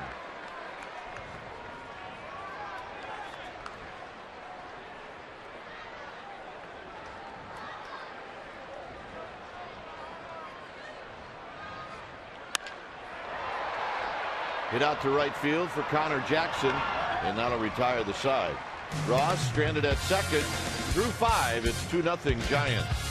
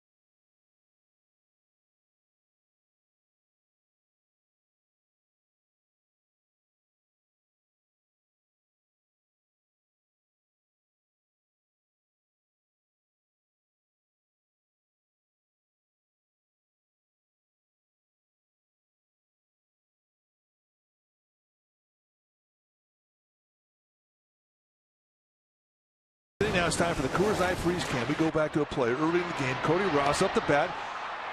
Throw over by Andy LaRoche, and Derek Barton puts a tag on, and look at the foot. You could tell that the Giants caught a break. They would get a run out of it. And that's our Coors Light Freeze Can, brought to you by Frost Brewed Coors Light, the world's most refreshing beer. Connor Jackson, an infield hit in the first, and then he hit a fly ball to center field in the third. Facing Jonathan Sanchez, and a line drive caught by Tejada. One down in the 6th inning. Well, it's official. Hayes are starting to feel snake bit this series. I mean, this nut was roasted. And it almost took the glove of Miguel Tejada out in the left field. Just really not even a chance to just get he just goes straight from a 2-foot set into a jump. No time for even a stutter step. Nice play. Here's Willingham, who's walked and he's struck out. Down low, 1 ball and no strikes. 6 innings in a row. Jonathan Sanchez has retired the first hitter.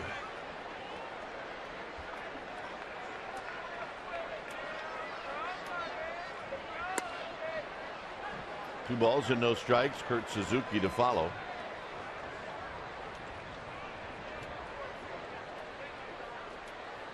Pretty much straight away.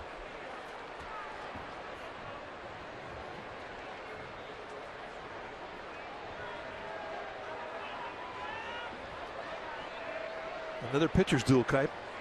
You called it. You said it was going to be 3-1 games. You saw a 2-1 game in game 1. Yesterday's game was a 3-0 game. Here 2-0, but it's coming as advertised. This was an easy one to predict. Hit well into left center field. This ball is going to be gone. Willingham hits one just over the wall, and it's a 2-1 ball game.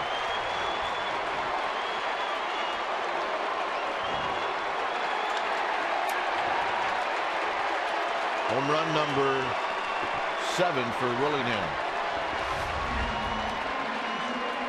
They go fastball outside corner, and Willingham gets extended. Gives you an idea how strong he is. I don't think he got all this one either. A first row home run.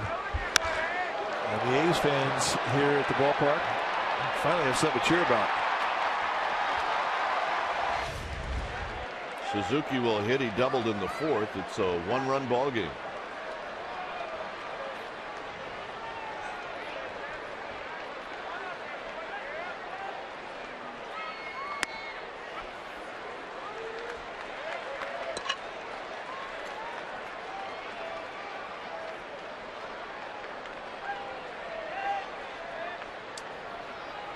Ellis to follow. And that pitch is low and in.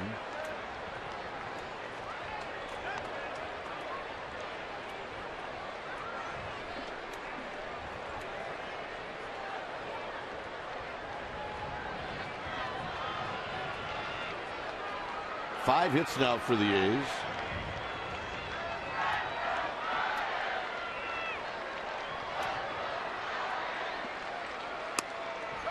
And it's now 1-2 on the called strike.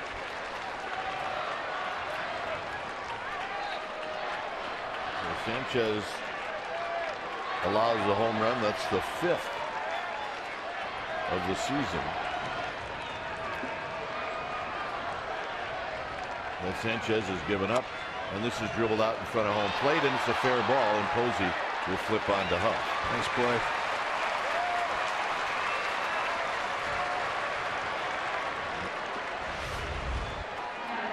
Just off the end of the bat. And Buster Posey quick out of the squat.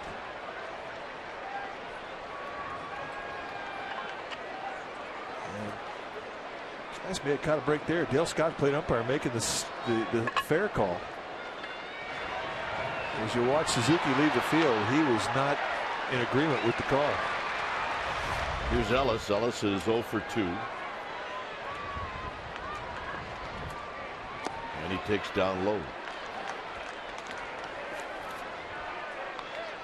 Well, you never know what you're going to see out there in the Cove. There's the Alma. They have theirs, we have ours. 1 ball and no strikes.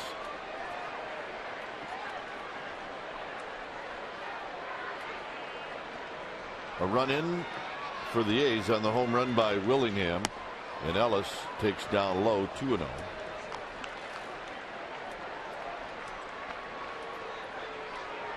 Well, yeah, start him young. Put a glove on him. It's 3 generations right there.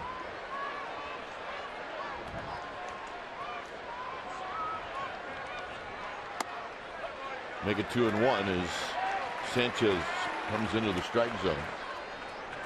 It's like Ellis was taken all the way, and you know, in a 1-run ball game, you know, Ellis has got some pop. He does. 2-0 count. That's when you want your guys at pop swinging. Pulls it foul.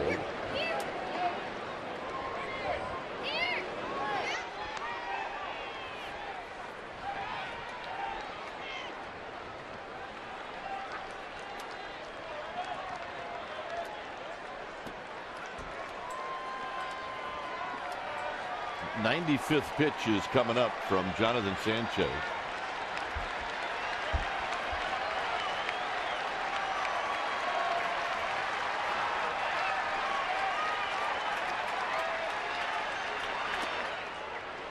And it's 3-2.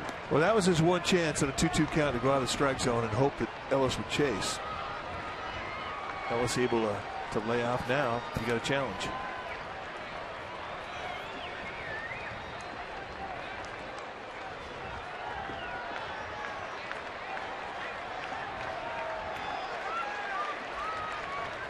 Three and two.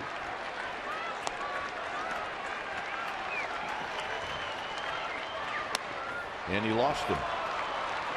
Second walk of the game for Sanchez. Giants baseball on Comcast Sportsnet Bay Area is brought to you by Big O Tires. Post your comments about the San Francisco Giants on the Big O Tires sports blog at csnbayarea.com.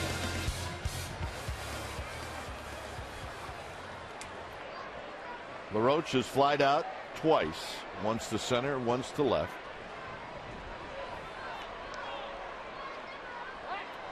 And Sanchez will check on Ellis. Ellis does have 5 stolen bases. He's only been caught once. And when you represent the tying run, you got to keep an eye on that runner. In this case, it's Mark Ellis.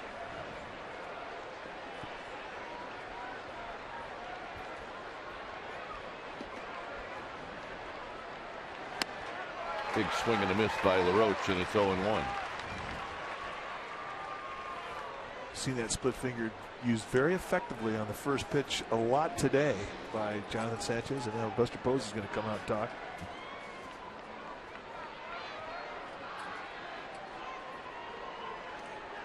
Usually when Posey comes out to talk, there's not a dialogue going back and forth. He's the guy doing all the talking.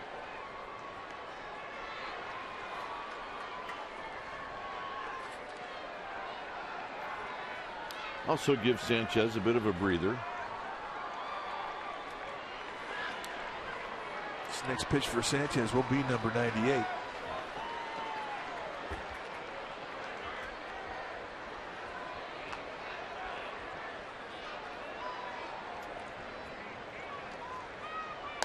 Very high to even the count at 1 ball and 1 strike. Giants scored in the first inning and they scored in the third. There's the number of pitches per inning. Now the last 3 he's really had to work, especially in the 5th inning when he went over the 20 mark.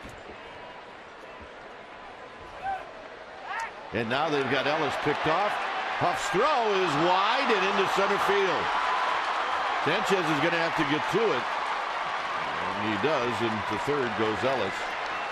And now with that throw, we start to see some bullpen activity. Yeah, it looked like Aubrey Huff had to hurry the throw because of where Ellis was, and there really wasn't anybody there at the bag. Now, that's a rough error for a first baseman. You try and time that throw, but I mean, where they had Fontenot playing the right-handed hitting the Roach. He was playing in the hole. He had to come a long way, and it was going to be a foot race between Ellis and Fontenot.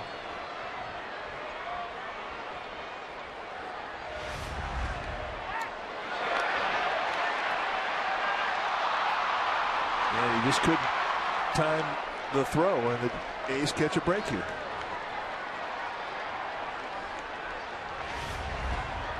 I mean, in a perfect world, you come and get it, and you try to throw it to the inside of the bag. It's 1-1 now. The tying run at third. Swing and a miss. 1-2. Ellis gets a steal. The air goes to Huff, allowing Ellis to get to third. The 1-2 pitch. Here it is. Got him! Sanchez pitches through the air. Remains 2-1 Giants.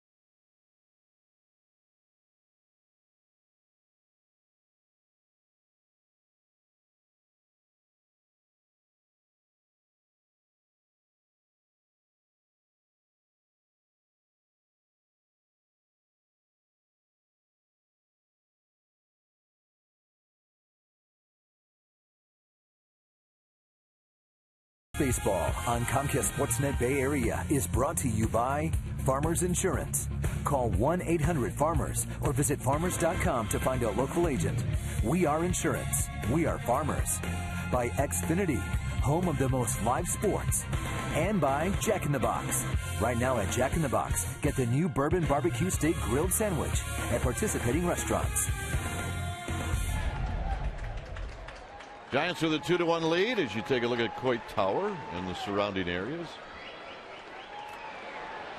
Here's Fontenot, who takes a strike, a fastball at the knees, and it's 0-1. Aaron Rowan's on deck, so the afternoon is over for Jonathan Sanchez. Fontenot takes another strike. He wrapped out a single in the fourth inning. There's Jeremy Affeldt.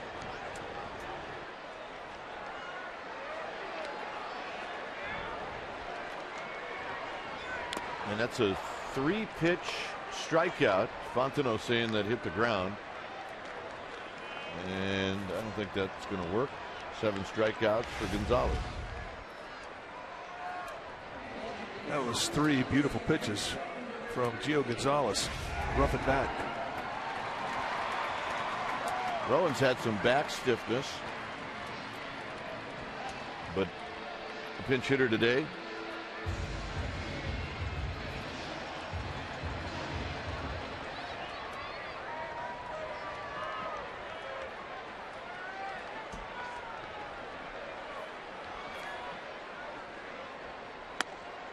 Back to a breaking ball, and it's 0-1.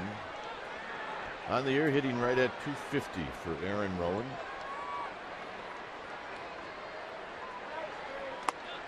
Nothing in 2. Good rip and a solid fastball.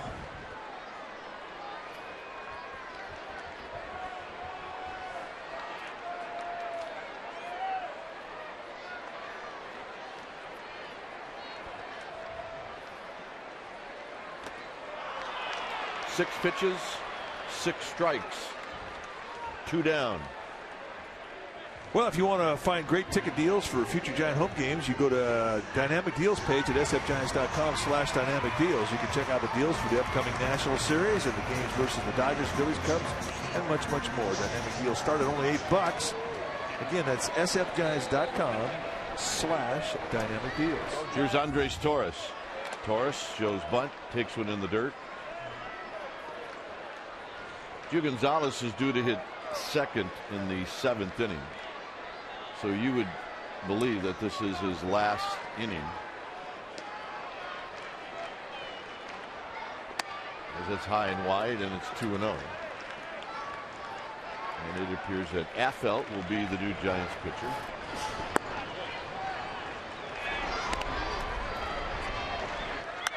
And it's skied into center field. Chris back, but now he stops. And backpedaling, he puts it away to end the inning. Through 6, it's 2-1 Giants.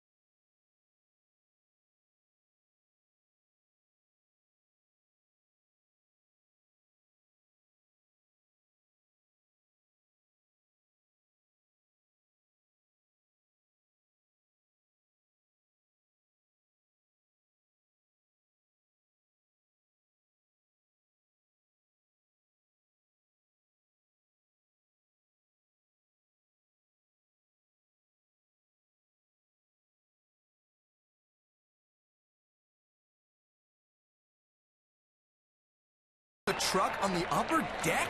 No way! Toyota game summary brought to you by your local Toyota dealer. Willingham's got a home run. Gonzalez has pitched well. And Freddie Sanchez has an RBI. Jonathan Sanchez is out of the game, but he pitched extremely well as he goes 6 innings. When it's time for a change, think Speedy. Oil change and tune-up. Your oil change tune-up and smog experts. The numbers for Jeremy Affeldt. 1-0 with a 4.96 ERA, 14 strikeouts, and 16 1/3. Lefty's hitting .214, righty's .297. Here's Pennington, who takes the ball. 1 ball and no strikes.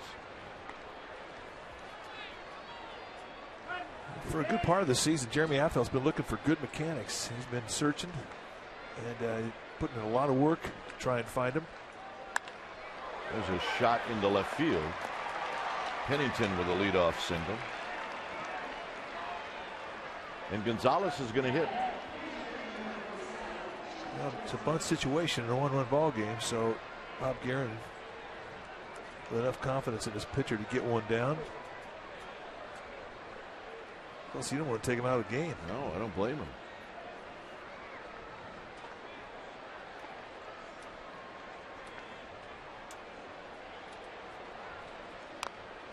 And this is bunted behind Buster Posey and Dale Scott, so it's no balls and 1 strike.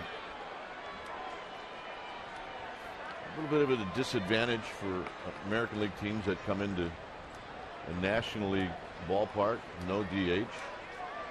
Well, you're right. Bunting is a huge advantage for the National League. And this is a good bunt. And Affeldt will throw to Freddie Sanchez.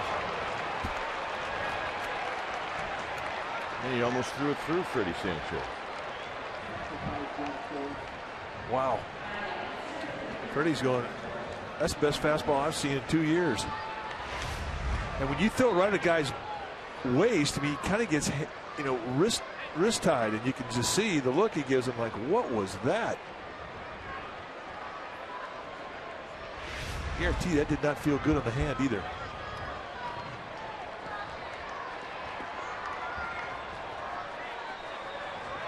Coco Crisp singled in the 5th inning. Ramon Ramirez head down to the Giants bullpen.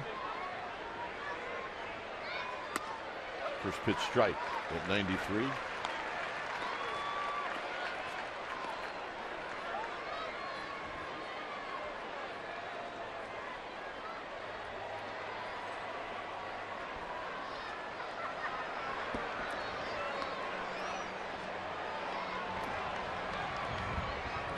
Swing and a miss. Another than 2. Good curveball. And you're talking about when Affeld's in good mechanics, you know, because he gets his curveball that has late snap and he has command to both sides of the plate with it, and you start seeing ground balls when balls are hit off it.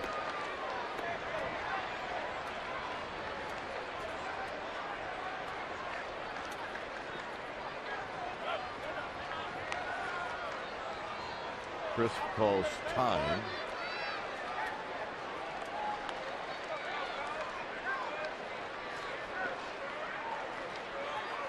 Tying run at second base with 1 out. That's Cliff Pennington.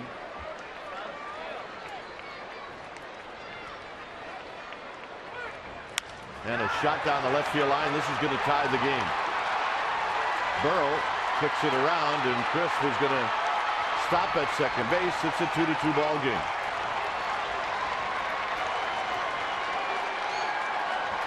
Well, that's one of the hits the A's have not been getting. Well, they set it up by finally getting their leadoff hitter on base. The first time in this game, the A's have been able to do that, and now they cash in. A 2-strike at bat for Coco Crisp. A little hanger on the breaking ball.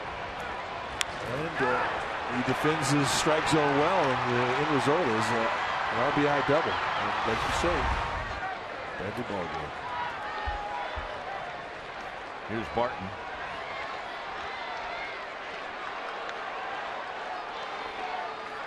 Giants do have to keep an eye on Crisp, who's got 13 steals. Barton 0 for 3.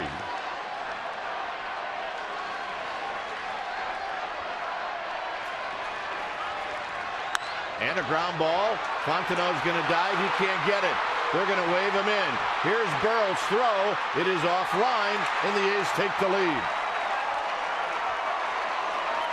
A C9 ground ball that gets past Fontenot.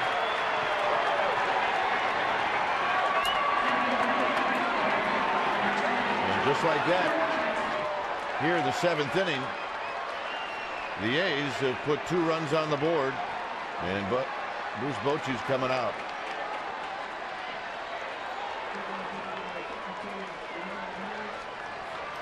So Ramon Ramirez coming in. It's a 3-2 lead for the A's.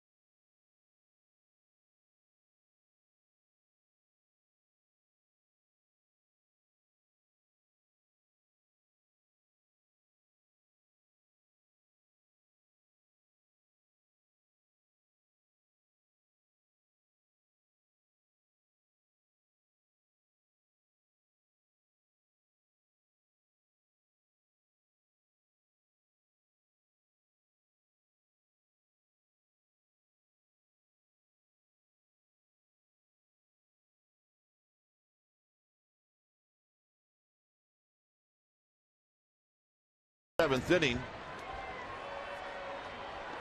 Connor Jackson is going to be the hitter facing Ramon Ramirez.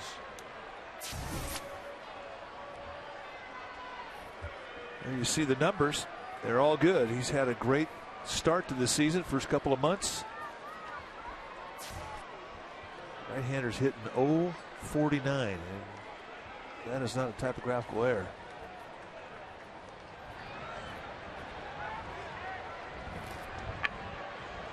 Coming into this series, Connor Jackson 0 for 5 against Ramon Ramirez.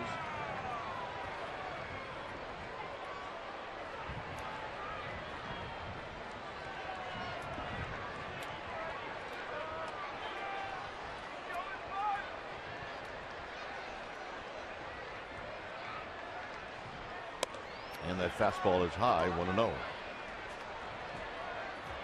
Jackson 1 for 3.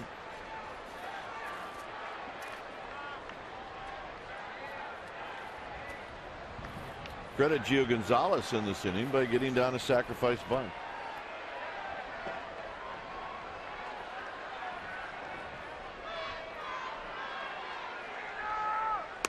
There's a strike to even the count. Yeah, that was a good bunt. And nice two-strike hitting. Coco Crisp got a two-strike mistake from Affeld, who kind of hung it out in the zone and cashed in on it to tie the game. And that's a two-strike pitch that Affeld would want back. I hate to lose one in the middle of the strike zone and have it cost you a run that ties it.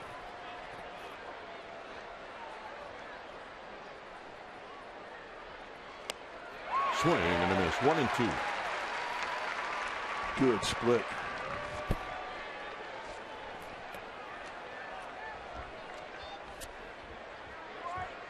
So the Giants trying to limit the damage here in the 7th inning, limited to 2 runs.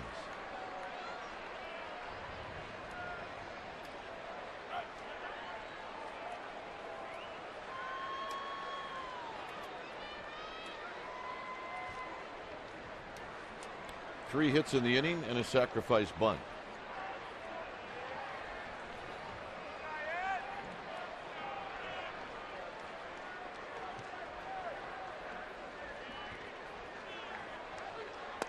Down low, 2-2.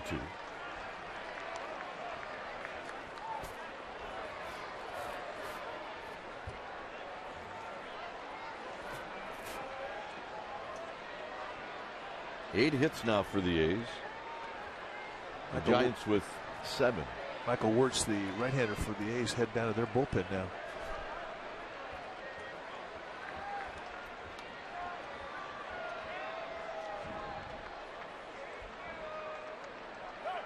Now timeout is called. Ramon Ramirez is getting a lot like Rafael Betancourt. Well, he slows it down too. When he comes into a scenario with men on base, it is a deliberate pace, and it's by design. He knows he's going to throw pitches down below the strike zone, and he wants that guy to get antsy. He wants him to go out of the strike zone. Got him. Oh, like that. Beautiful pitch. Willingham hit a home run off of Sanchez in the 6th inning. Fastball on the outer half, and the big left fielder for the A's getting extended. Jonathan Sanchez did not make many mistakes in 6 innings. He pitched very well today.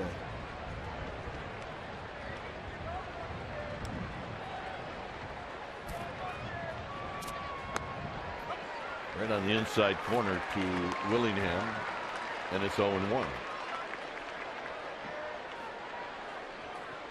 Giants in the 7th inning will have Sanchez, Posey, and Burrow.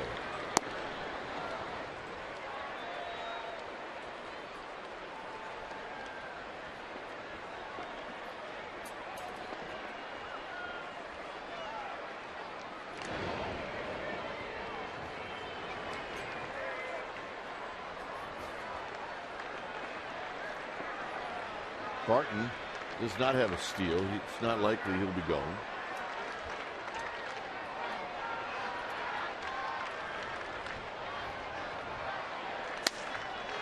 just off the outside corner to even it down. He did not miss by much. We saw that pitch called a strike by Dale Scott, the plate umpire, in the last at bat. Trying to shave that outside corner to knees, just about a ball's width outside. It was a strike last night.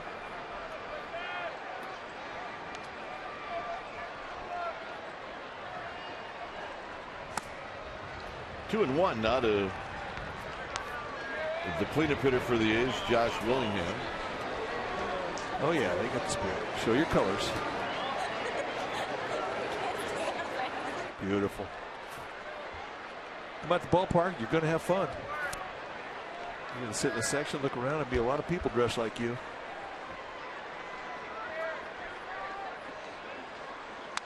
Foul back. Ooh. Willingham, a good swing. It's 2-2. You see a ball go straight back on a foul, that guy's on you. Watch the back leg. I mean, that's a good distribution of weight, and for a guy with power, that's what you don't want to see.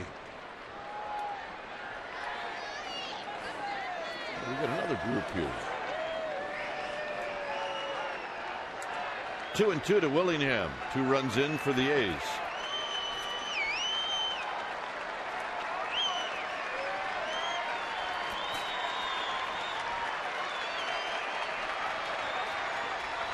Barton goes. Pitches high, and Barton's going to steal it. And Buster Posey could not get a handle on it. I don't think it'll make a difference, even if you got to throw off. That ball, or that bag, was stolen because Ramon Ramirez really got slow. I mean, he was concentrating so hard on the hitter, he didn't pay a lot of attention to Barton. So Barton taking advantage of that. 1.45 the unload time for Ramirez. And he walked him, and now Suzuki's going to hit. Well, the one thing the A's have done this inning, they have kept the line moving.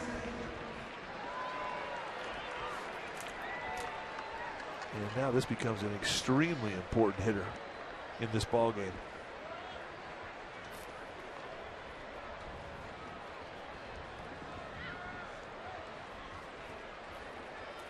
Suzuki doubled in the 4th inning, was left stranded.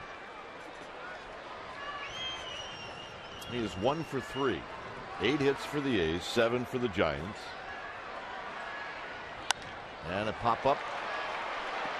Fontenot is going to battle this one, and it's going to be Torres coming out of center field to put it away. For the first time, the A's lead.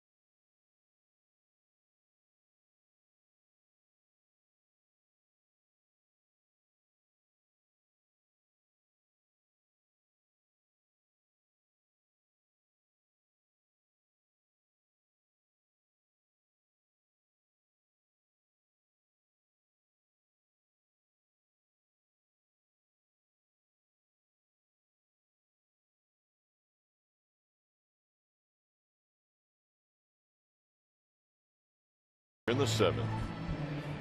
Time for Subway Eat Fresh. Ask Kruk and Kite. Nick from Turlock wants to know, besides the Bay Bridge series, do you think interleague play is still good for baseball? So this doesn't count. Besides the Bay Bridge we series. know this one's good for baseball. It's certainly good for baseball in the Bay Area. I think it is a good thing, and I warmed up to it very slowly. And I didn't like it for the longest time because it represents the unknown to big leaguers going to another league, other teams. But you know what? From a fan's perspective, it definitely catches your imagination. And really, for a player, you get a chance to play against the other leagues, see the other fields, the other stars of the game. Because it bothers me, I never got a chance to play against Carlton Fisk or against George Brett. It wasn't that big a deal. Yeah. Well, I think there has to be a better way of evening up the schedule somehow, where the Giants are not playing the same people that the Rockies are playing. The Rockies are playing the Yankees, and it just doesn't make any sense. But overall, I mean, I think everybody seems to enjoy it. Here's Freddie Sanchez, Giants trail, and he takes a strike. And it's 0-1. Sanchez, Posey, and Burrow. A's 3, Giants 2. And a quick 0-2. 2 perfect pitches.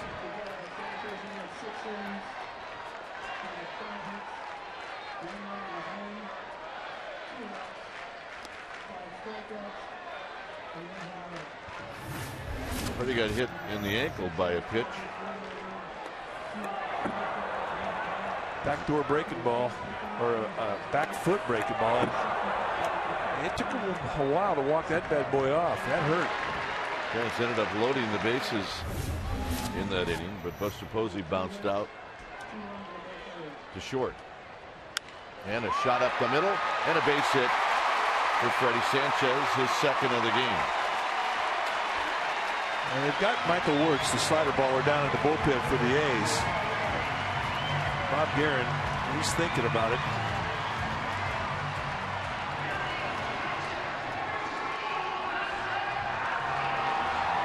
I'll bet Bruce Bochy's. And he's got Darren Ford down there. I bet he thought about it.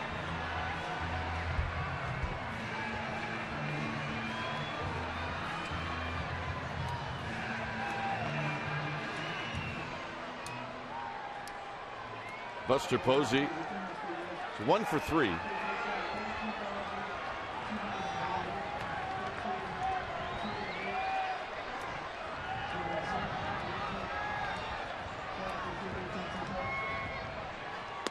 And a breaking ball for a strike to Posey.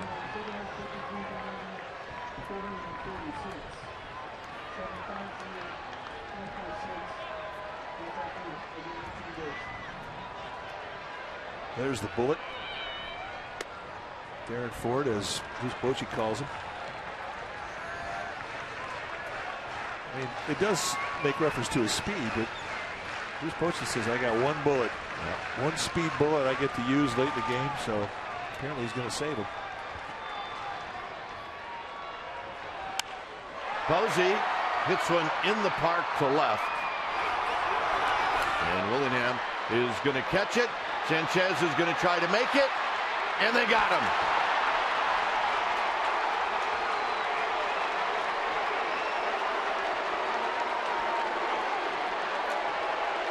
So a nice throw by Willingham. Well, this is something you talk about in a meeting. If you think you have an opportunity because of an outfielder's on to take a base, and they felt that they could challenge Willingham, and he just shut him down. That's a big out. Yep. Here's Burrow, who takes low. It's not a bad play if you force that outfielder to make a perfect throw.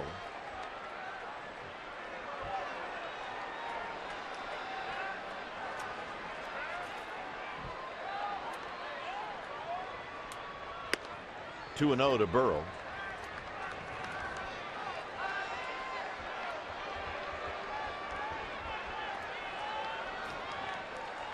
Burrow doubled in the third. Pops this one up. Suzuki coming back. And just out of play. Here's the throw by Willingham. It had to be a pretty good throw in order to get him. You see the creative slide by Freddie Sanchez to no avail. As Mark Ellis slaps a tag on him. And they got him.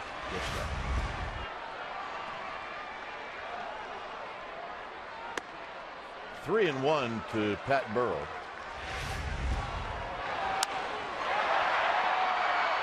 Well, he got the idea. Right here, you're thinking, uh-oh, I'm in trouble. And Burrell will take the walk.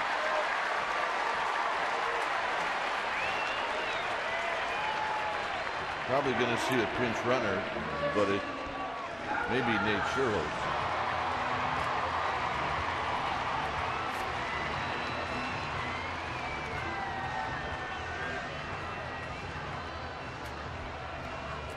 Bob Guerin's coming out.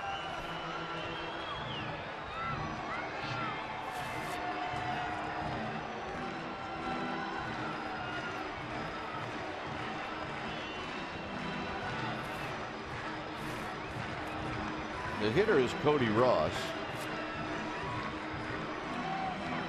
Gonzalez is going to stay out. 108 pitches on the day for Gonzalez.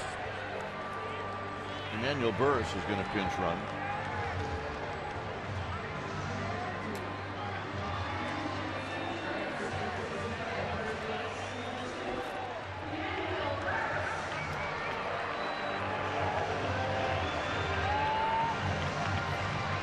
You kind of have two bullets these days. When Emmanuel Burris joined the team, you brought in another guy who could steal a base, and he really was running wild down the Pacific Coast League.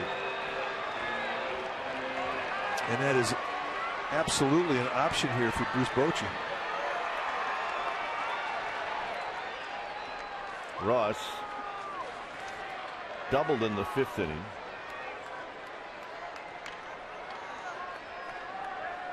Burris down in Fresno had 16 stolen bases in 19 attempts. Outside, 1-0.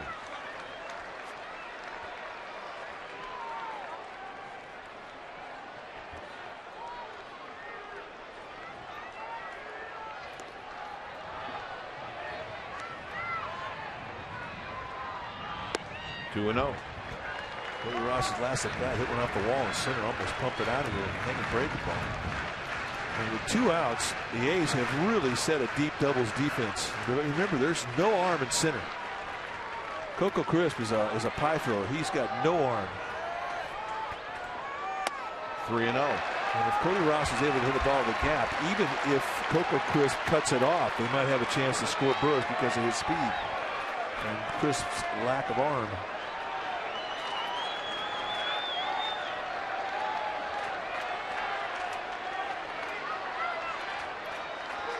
Swing and a miss. There's Bochy letting him go. And he was looking middle away, got the fastball. And that's, if you're going to swing 3-0, that's what you do. You look both ways. You look for a pitch, you look for a location. You really hone in.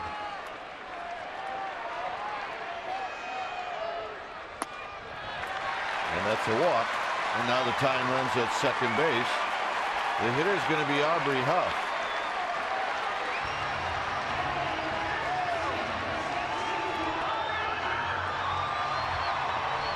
And here comes Bob Guerin.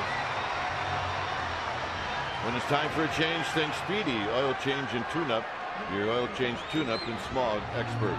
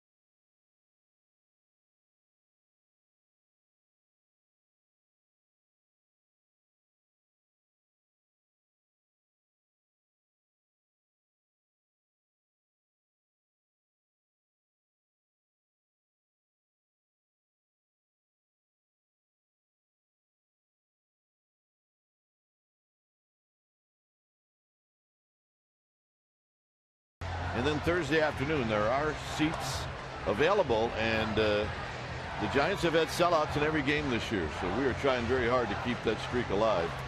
Tuesday, Wednesday, and Thursday, we're going to focus on the Tuesday night game. It'll be Ricky Nolasco against Matt Cain. So go to sfgiants.com and see the Marlins and the Giants and see if we can get another sellout.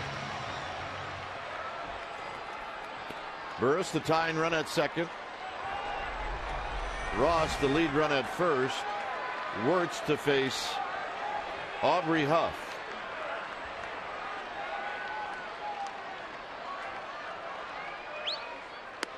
And a strike, and it's 0-1. Take a look at the numbers for Wirtz, and look at the lefties are hitting at him. 188, righties 045. Why? He's got a great slider. You're going to see a lot of them. 13 strikeouts, 11 2/3. Fastball low 90s, but that slider is what you're going to see. Nice play by Suzuki. 1 ball and 1 strike. That slider's got downward bite to it, and he doesn't hang it very often. When he misses, it's usually below the zone.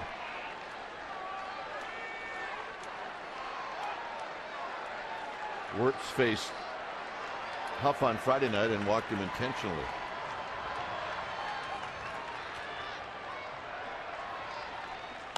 Two balls and a strike. Yeah, a little oddity though. I mean, Bob Guerin had Wirtz greased up and ready to go in their pen, and they let Joe Gonzalez face the right-handed hitting Burrell, who walked. And then when Huff comes up, the lefty, then they take out the left-handed Gonzalez, who had already struck out Huff a couple times, to bring in Wirtz. Makes you scratch your head. Huff is not buying it. It's 2-2. He backdoored him with a slider, and that was a gift. This is a pitcher strike. You see the target from Suzuki, and he catches it off his left knee, and he set the target on the outside corner, so you know it's outside. But now Huff has no choice. At 2 strike counts, he's got to protect. And wouldn't you go out there again? They're coming in. And he bounces this one to Barton, and Barton will go to the bag to end the inning. It remains 3-2 A's.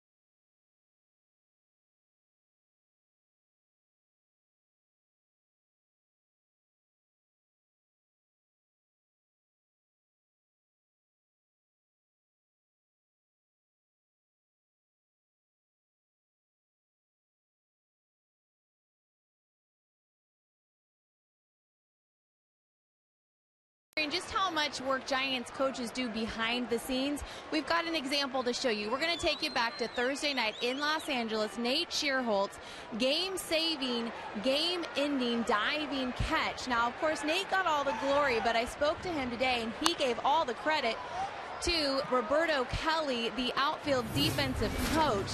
He said that the coaches constantly are researching and analyzing, and Roberto Kelly actually pulled Nate in on that play. He never would have been able to make the catch had Nate played where he thought he should be, much more conservatively in right field. So kudos to the Giants coaching staff. Gentlemen. Every once in a while, thanks, Amy, there's a good example of how important they are, and that was one right there. Well, Roberto Kelly doesn't get enough applause for that. And it really is. I mean, you study it, you know every swing that an opposing player has taken against your team, where he's hit the ball, what his tendencies are against certain type of pitchers and certain type of pitches. But still, after all that's analyzed, you still have to have a gut feeling about where you put a guy. We saw Emmanuel Burris now in left field as Ramirez falls behind 3-1 to Mark Ellis. Belfour is now throwing in the bullpen.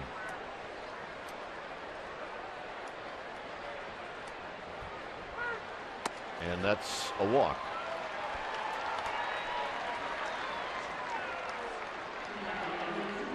Dan Runzler heads back down a second time. It won't take him long to get ready.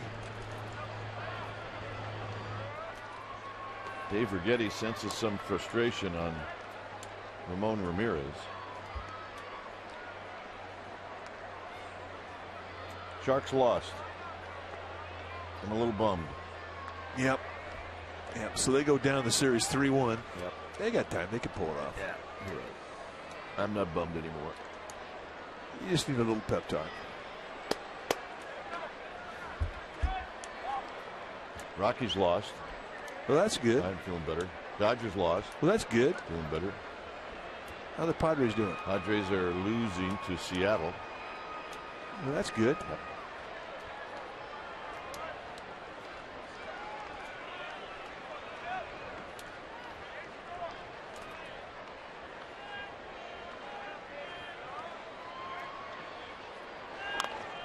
LaRoche with a bunt, and it kicks foul, and it's no balls and one strike.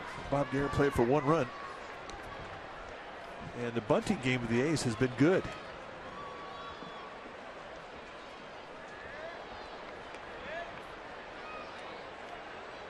He was won 5 straight. Who's that? The Arizona Diamondbacks. Yeah, they're sneaking up to 500. Kirk Gibson's got a whole different attitude going down there in Arizona. They're leading today. Now a final. They beat the Twins 3-2. Good bunt. Huff will flip it to Sanchez. And Ellis down to second. 3-4 on the bunt.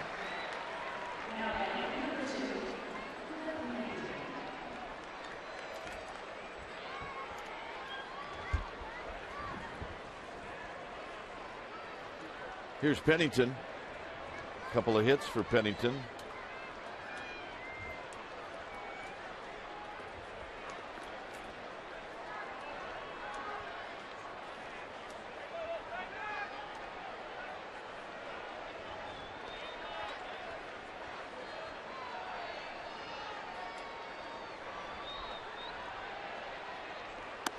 And a strike on the outside corner, and it's 0-1. Kaz Matsui has come out on the on-deck circle for the A's. And that's what Dan Runzler is thinking about. He's thinking about Matsui.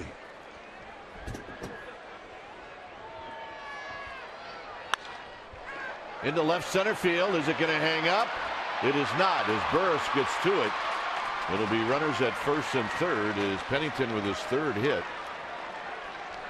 And that was the thing. You can't place a little bloop out there any better than that. Now, you pointed out something when you used to play the outfield, which is rare, but from an infielder going out to an outfielder, you always would play a little bit deeper, and the same thing was held true for Emmanuel Burris on this play.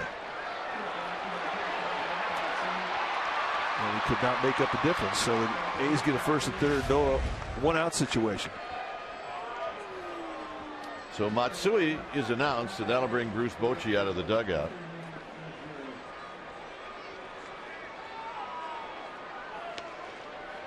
When it's time for a change, think Speedy Oil Change and Tune-Up, your oil change, tune-up, and smog experts. Runzler's coming in.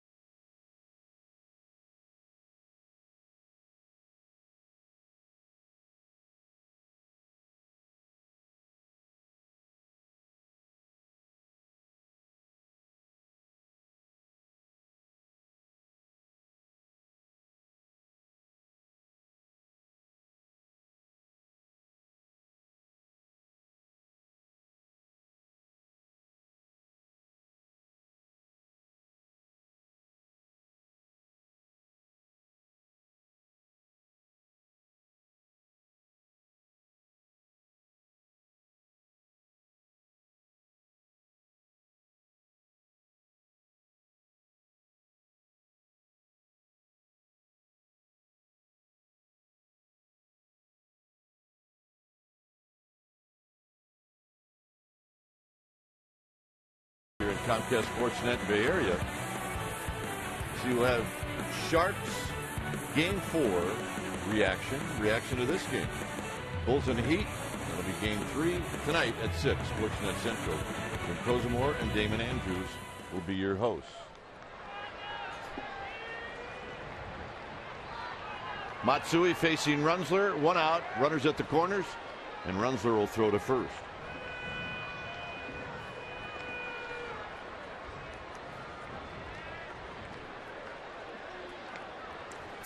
The numbers for Danny Runzler: 15 strikeouts in 18 innings. ERA a little bit bloated. And a strike, and it's 0-1. But you're always going to get good stuff from Runzler when he comes out there. It'll be mid-90s, the hard slider.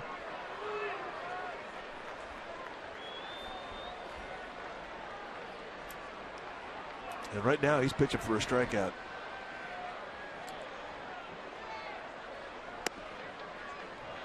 .95 down low, 1 ball and 1 strike. Not that he wouldn't take a nice 2-hopper to Freddie Sanchez to get a double play. Yeah, he might do that. He would take that. But the situation, Matsui's trying to hit a fly ball deep enough in the outfield to score the runner, and Runzler with 1 out, runner at third, trying to strike him out. Hit out to left field to Burris. Burris has it. Here's his throw home. It is not in time. It's in and out of the glove of Buster Posey. And scoring is Mark Ellis. What a nice throw. Really was. And for a guy who's been an infielder his whole career, I was impressed with how quickly Emmanuel Burris got rid of this thing. And it was close. And I'm not convinced if Buster Posey would have been able to hang on to this, they weren't going to get it. And it was a swipe, do or die tag from Posey. And I think the ball actually got kicked out of his glove by Ellis. So it's a 4-2 lead for the A's. As here's Coco Crisp. I said bat for Matsui.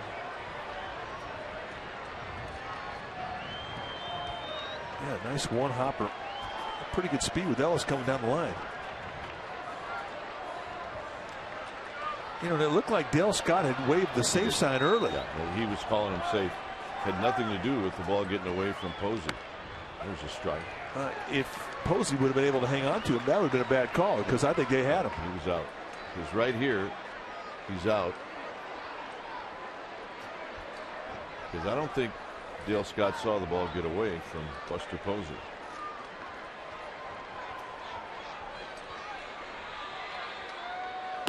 Down low to Coco Crisp.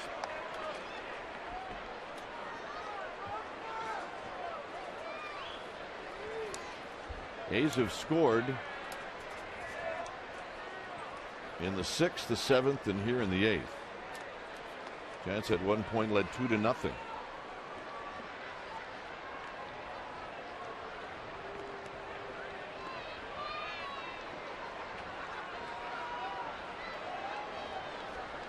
I mean, really, I tip my cap again to Burris on the air. This is the first time he's played left field in the major leagues. He's played right field before, but never left.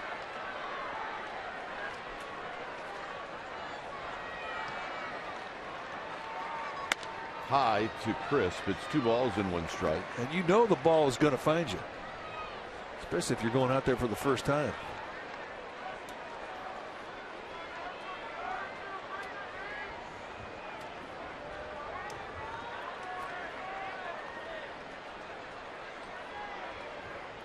Pennington at first with 2 outs. Out of play, 2-2. Runzler throwing hard.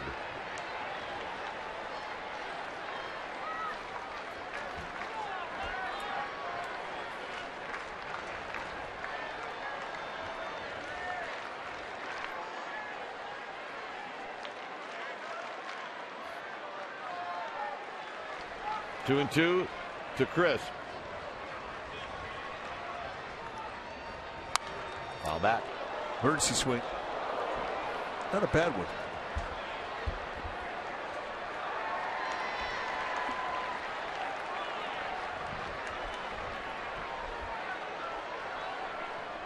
I think that's important if you're going to hit for average in this league. You got to be able to have an emergency swing. You do, absolutely. Not that you see guys working on it in the batting cage.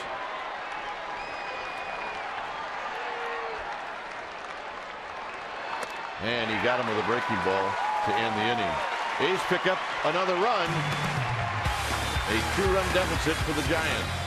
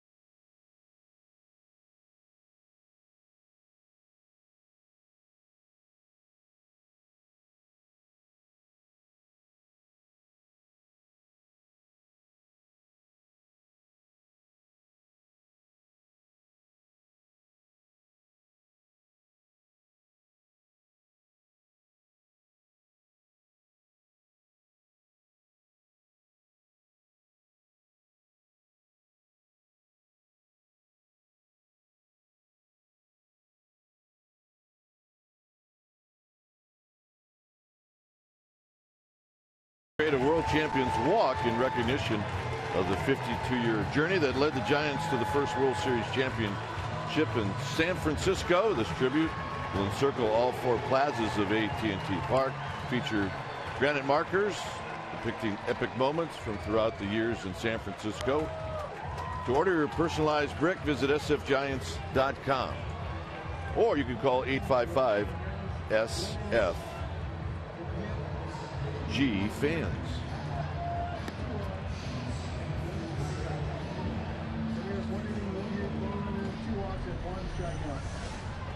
When it's time for a change, think Speedy Oil Change and Tune-Up, your oil change tune-up and smog expert. Grant Balfour, the new pitcher, and he is really having a good season. And he has not allowed a run over his last 14 games. That's 14 in the third innings. You see the numbers: 25 strikeouts in 20 2/3 and just 24 base runners for the 33-year-old 7-year veteran. A couple of guys with their rally caps on as Tejada will stand in, followed by Fontenot, and then a pinch hitter.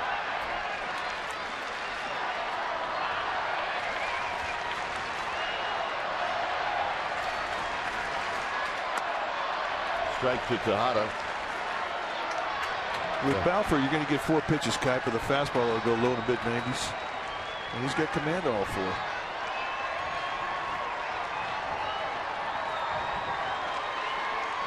The 0-1 pitch. Swinging a little flare. Ellis out. Ellis can't get it. And the Giants have their leadoff hitter on here in the 8th.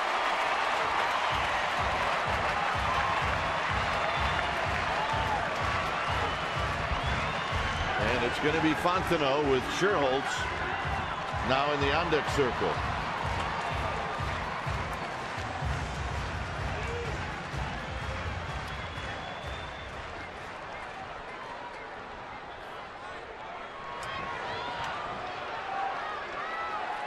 Fontenot singled in the 4th inning. He's 1 for 3.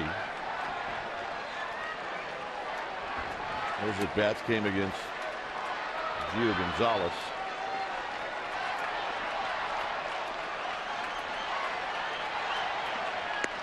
And a strike. Then it's 0-1. That pitch right at the knees.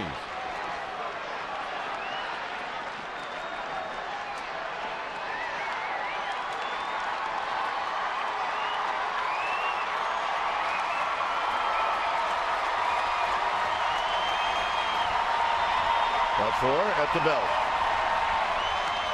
Outside, not by much. 1 ball and 1 strike. Good take. Ryan Wilson making his way down to the Giants bullpen. The A's are giving Fontenot the line in right field, and they're taking away the gap in right center with Connor Jackson. Hit out to left field, and Willingham will come in and put it away. 1 out.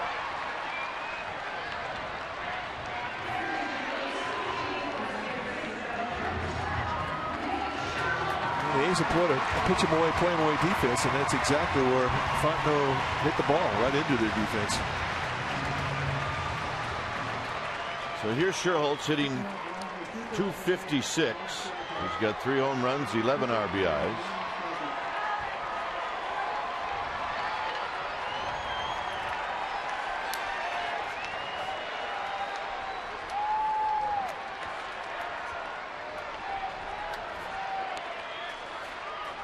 And a hard ground ball foul as he pulls it down the right field line. And it's 0-1. See what happens? You make a play, you get a hug. And they didn't even know each other.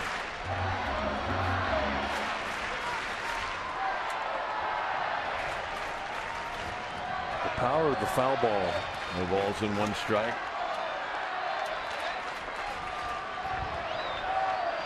Outside, Andres Torres is on deck.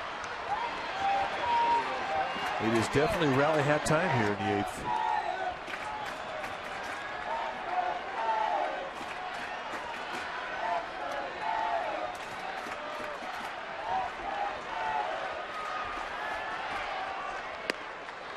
Boy, right at the knees, 1-2.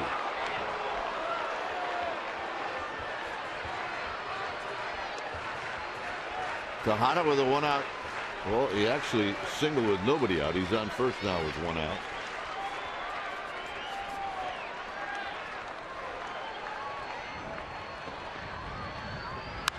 Sherholtz shoots it into the seats.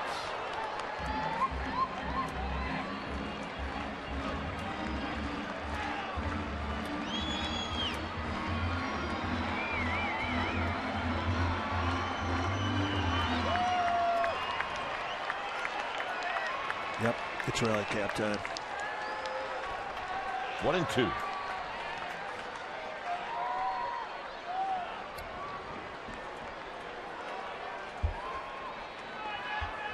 Balfour from Sydney, Australia, has made stops in Minnesota, Milwaukee, Tampa Bay, and now with the A's. 1-2 to Sherholtz. 2-2. Again, it's pitch him away, play him away. Balfour just pounding that outside corner.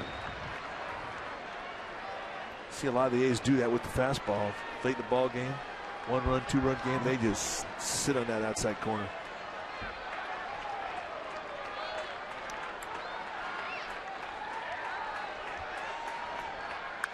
Out of play. Sherholtz shoots that one into the club level. Well, that's 93-mile-an-hour paint. Put it right there, knee high on the outside part. Well, the good thing for Sherholtz, coming in as a pinch hitter, you're loose by now.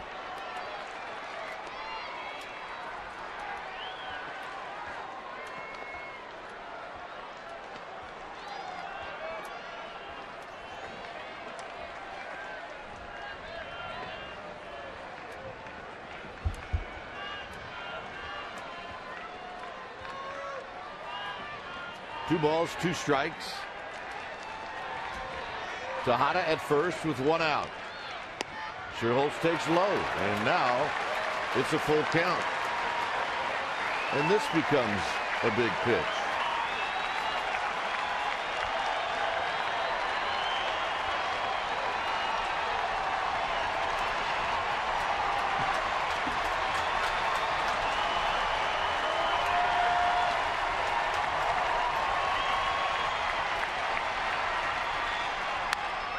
High drive, right field, down the line, out of here, game time.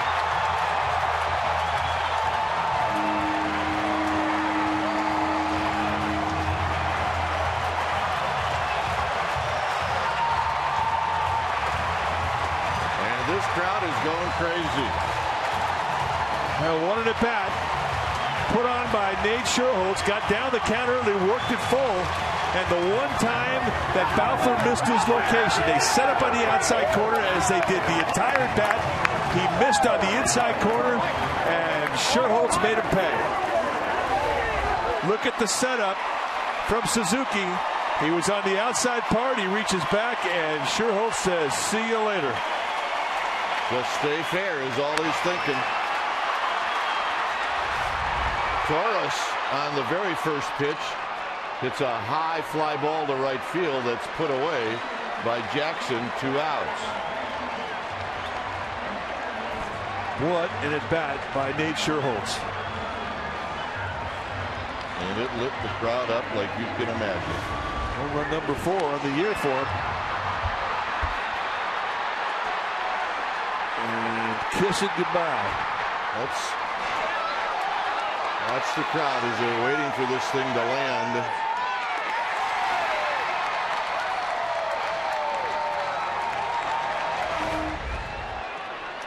One and 0 to Freddie Sanchez. And Freddie Sanchez trying to give the Giants the lead. It's 1 ball and 1 strike. That's exactly what he was doing. He was getting greedy. We talked about Balfour's 14 1/3 innings consecutive without giving up a run.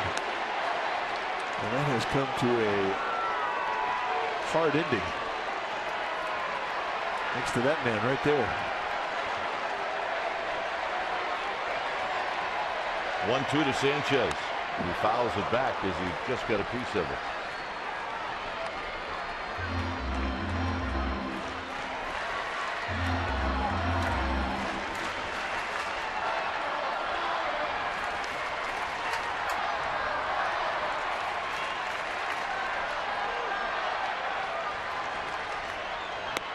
And he got him, and that'll end the inning.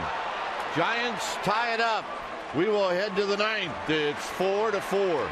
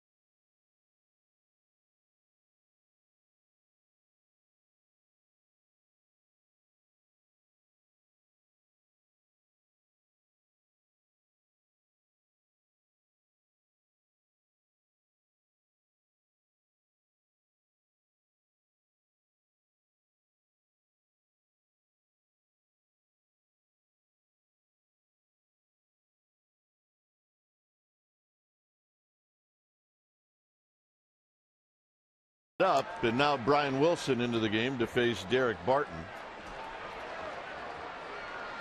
And this is lined into center field. Torres cannot get it. And just like that, the A's have their leadoff hitter aboard.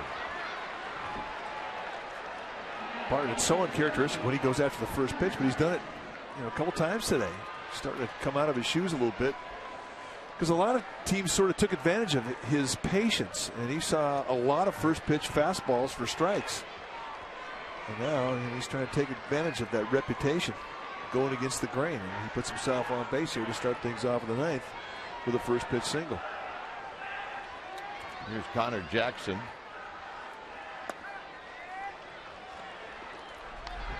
Take a look at the numbers for Brian Wilson as he comes in.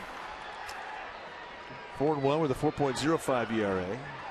30 base runners in 20 innings. Righty's hitting 267, lefty's 178, which is a bit of an oddity.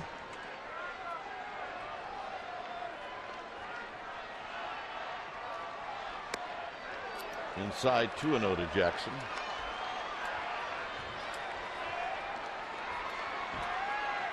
Ross is now in left field as he moves there from right. Sherholtz in right field. And Emmanuel Burris moves from left field to second base.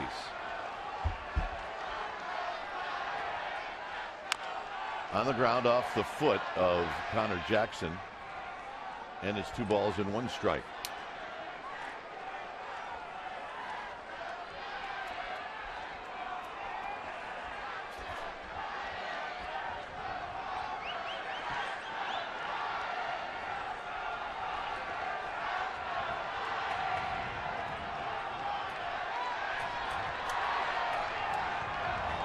Two balls and 1 strike.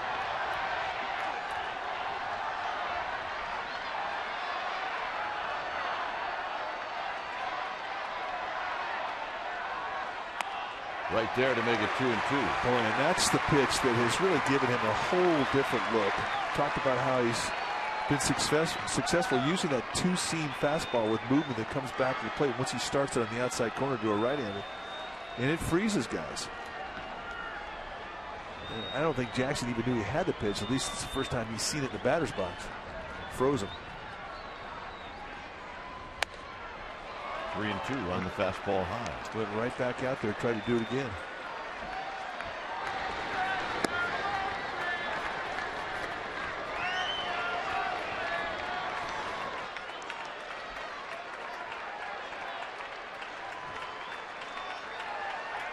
Martin Stolabag in the 7th. See if he goes 3-2.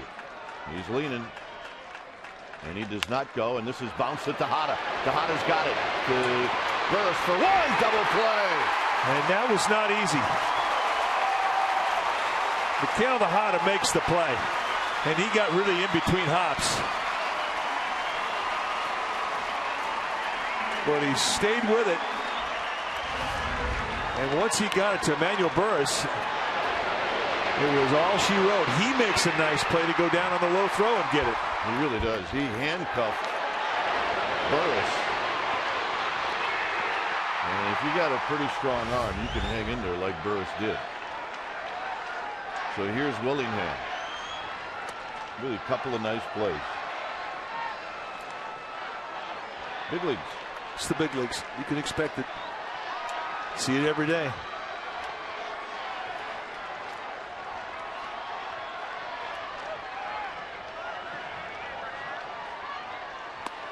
Willingham takes a strike. He's 0 for 4 lifetime against Brian Wilson. Yeah, that's the first time he's seen the 2-seam fastball.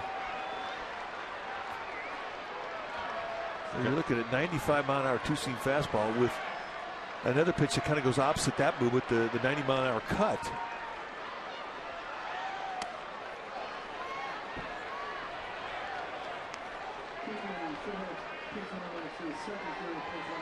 Two and 1 to Josh Willingham.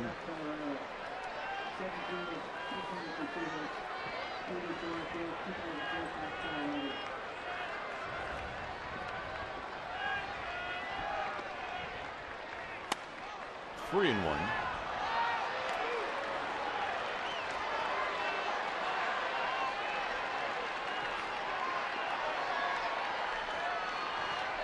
So Wilson has to be careful here. You know, Willingham's going to try to do one thing.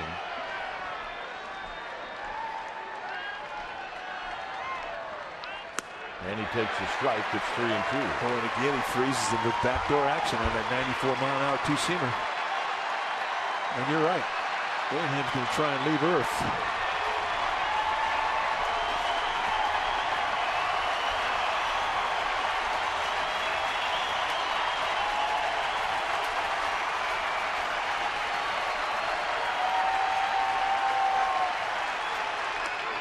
And he walked him on a pitch down low.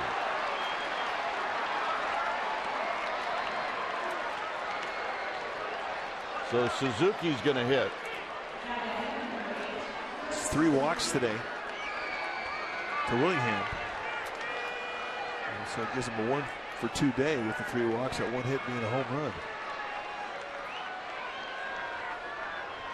And you have to pay attention to Willingham. He's got 2 stolen bags on the year, and he'll take advantage of you if you're not giving him proper respect over there at first base.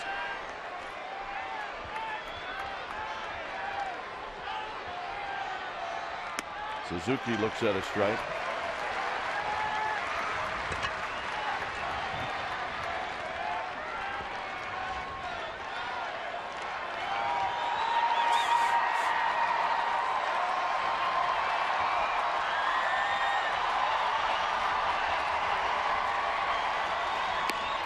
Low and away.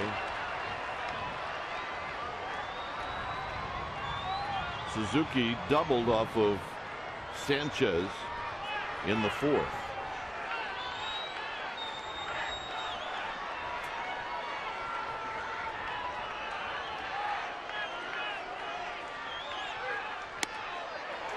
Very close. 2 balls and a strike. Wilson may have wanted it.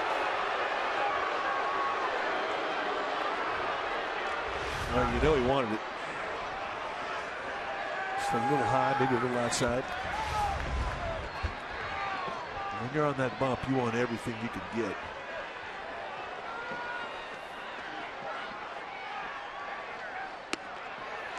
Three and 1.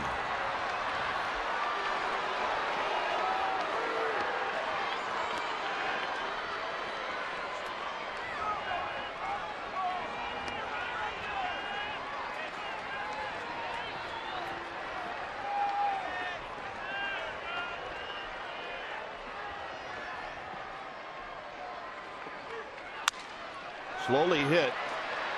Burris will step on the bag, and they got him. So Emmanuel Burris with a nice inning defensively. It'll be Posey to lead things off. No slide.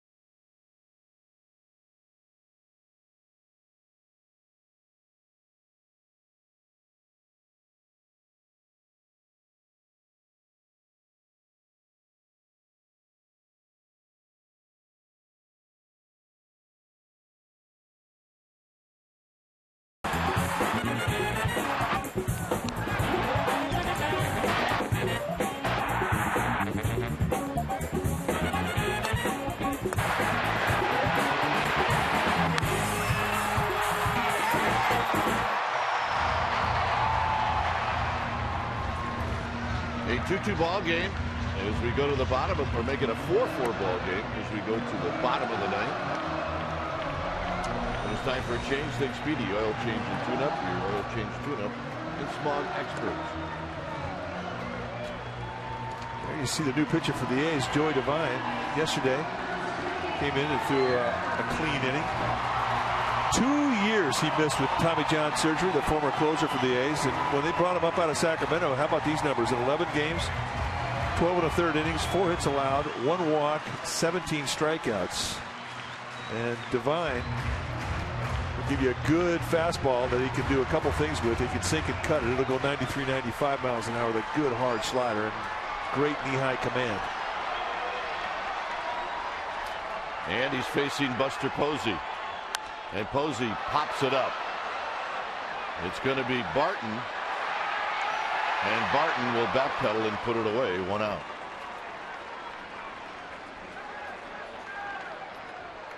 So Buster Posey not waiting around. And Emmanuel Burris will bat for the first time.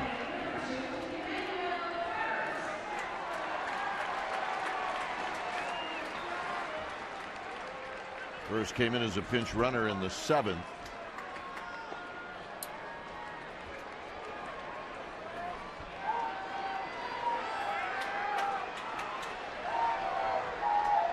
Burris 5 for 16 this year, and he takes a strike.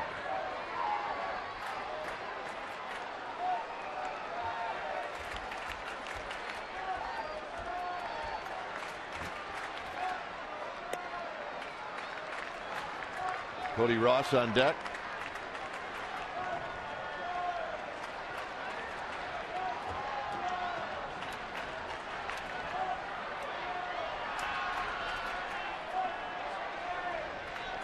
Way outside, 2-1.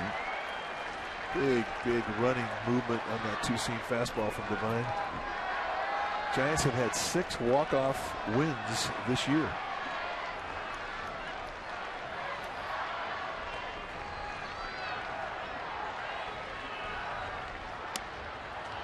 Three and 1.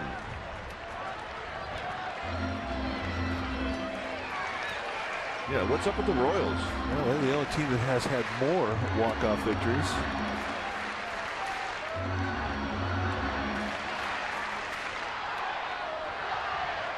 Three 1 to Burris. Out of play, 3-2. Devine had to come in, and he did. Pretty good 3-1 location.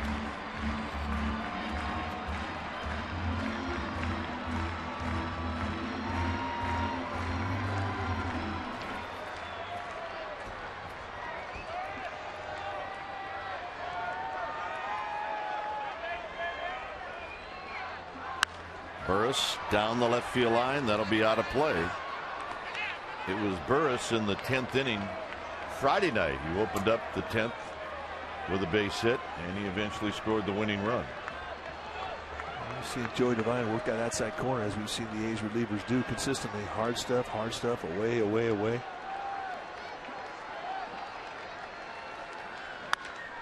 Burris lifts it out into center field for Coco Crisp. 2 outs.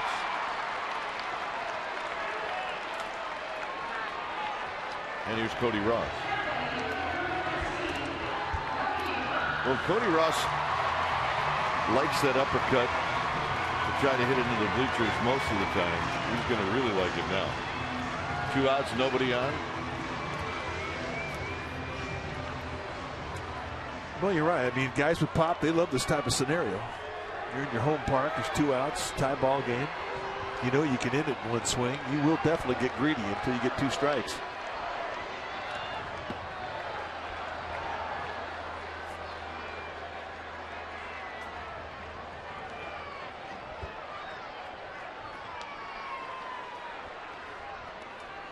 Should Ross reach, Aubrey Huff would hit.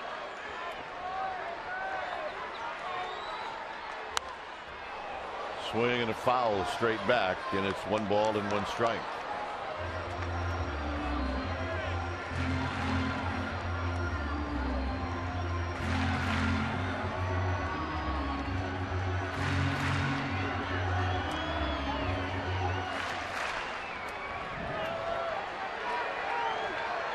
The 1-1 to Ross. Outside corner, now it's 1-2. Backdoor action, nailing that outside corner.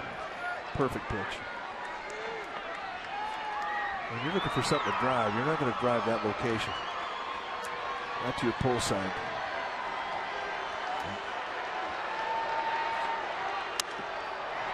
Little flip job into left field, and with Willingham playing deep, it's Pennington who makes a sensational catch with his back to the infield And that'll end the inning. We're going extra innings.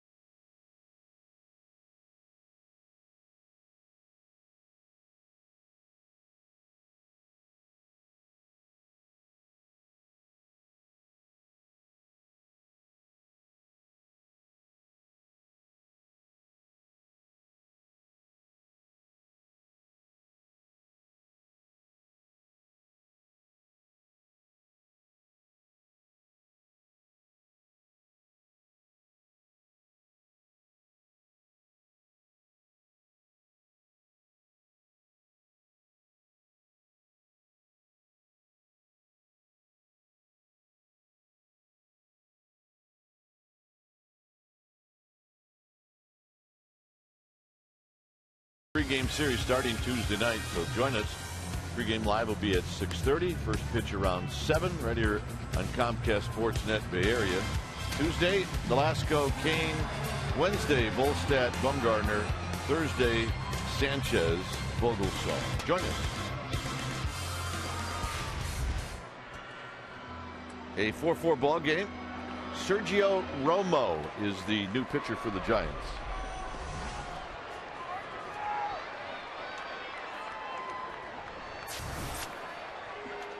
And the numbers for Romo, outstanding.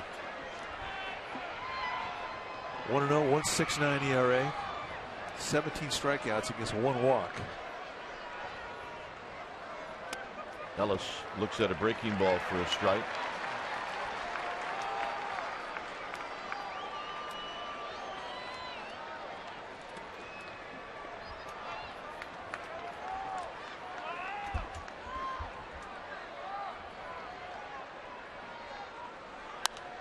Pop up out of play on a fastball. It's 0-2. One thing about Romo throughout his whole career, you never ever worried about him throwing strikes. As you saw, the 17 strikeouts against 1 walk. I mean, his minor league numbers are great. Control guy. Can do a lot of things with the ball. Pokes this one to Emmanuel Burris, and Burris will throw out Ellis. It got a little weird there towards the end. Yeah, it did. That's kind of a weird spin on a half swing, like check swing from Ellis.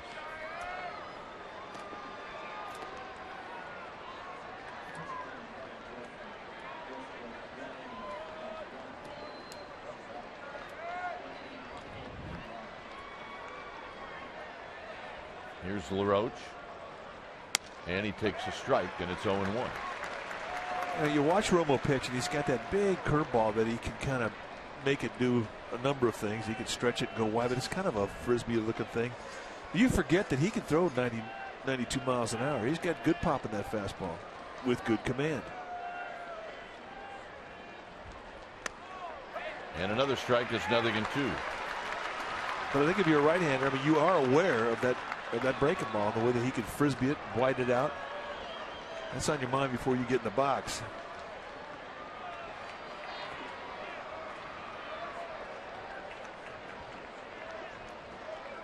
Got him. 1, 2, 3, see ya. Good morning, good afternoon, and go grab some pine meat.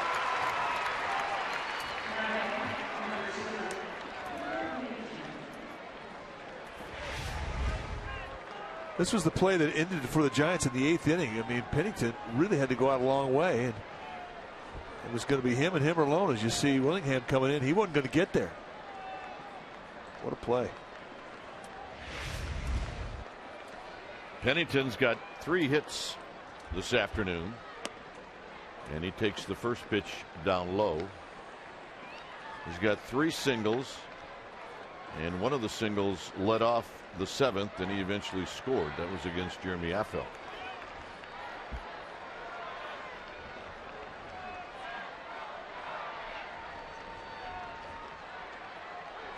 There's a strike. Both teams with 10 hits.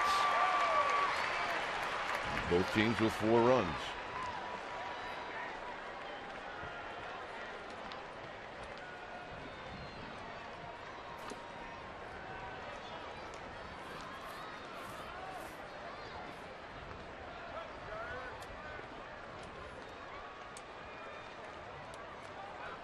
If you look at the Giants hitters in the 10th inning, they'll have 2 left-handed hitters coming up, and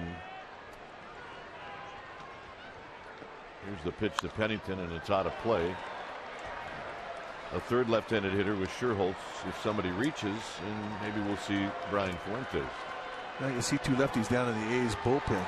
Breslow will come into this game if it remains tied. Fuentes comes in if there is an A's lead. But it's kind of weird to see 2 lefties down there at the same time. Yep. 1-2 to Pennington. He backdoored him, and he just missed 2-2.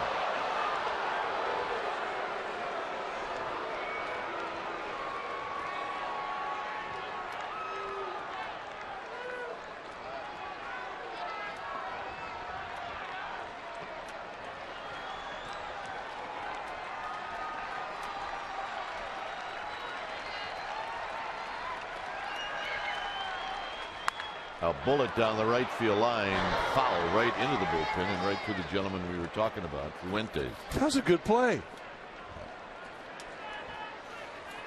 That'll look like an effort that one of our ball dudes might make. Yeah, exactly.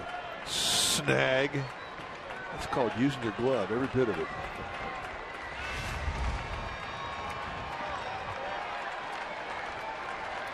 Two and two.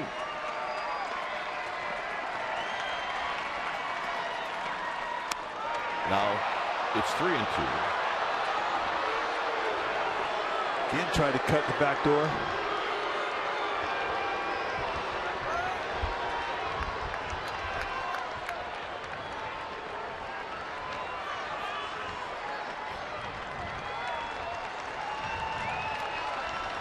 Pennington has not been fooled. He's had good balance in this at bat. He got him. Romo strikes out a pair. Giants are coming up.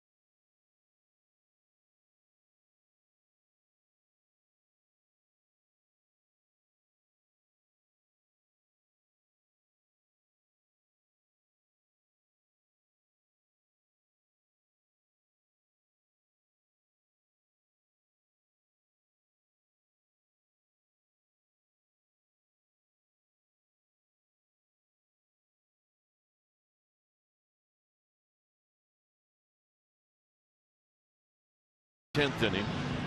We have a new pitcher for the A's. It's Greg Breslow. When it's time for a change, think Speedy Oil Change and Tune-Up. Your oil change tune-up and smog experts. Here you see the numbers: 0-2, 4.24 ERA. And look at the lefties are doing against them. Hitting .462. Righty's hitting .250. 10 strikeouts in 17 innings against 6 walks. And with Breslow, you're going to see 4 pitches. He's going to come at you with a couple of types of fastballs. He's got fade on his fastball that'll run into a lefty, away from a righty. He complements that with 3 types of specialty pitch: a curveball, slider, and a changeup. Here's Huff. Huff with a big swing and a miss. No balls and 1 strike. Huff has got a home run against Breslow lifetime. He's 1 for 6 coming into this series.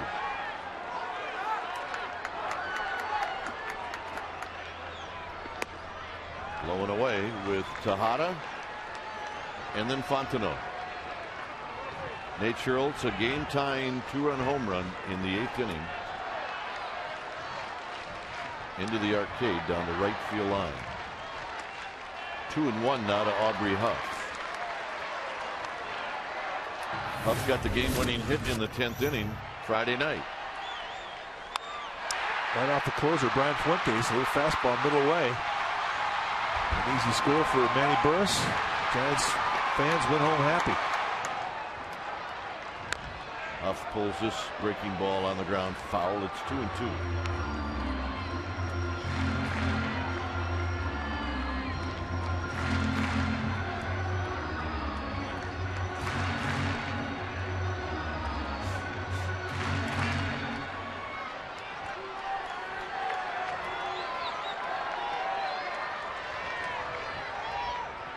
Huff on the ground. Ellis from the lip of the outfield grass gloves it and throws him out. And here's Tejada.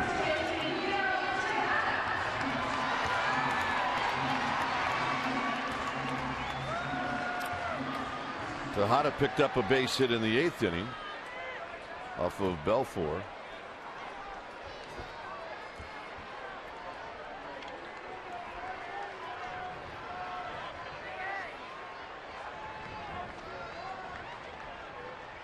And he takes a strike, and it's 0-1.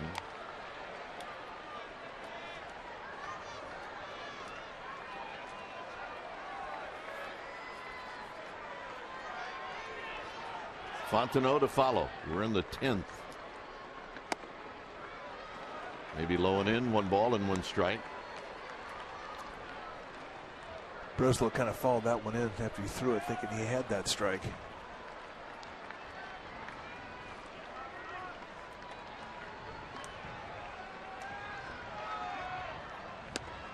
Swing and a miss. 1-2. Right through the fastball.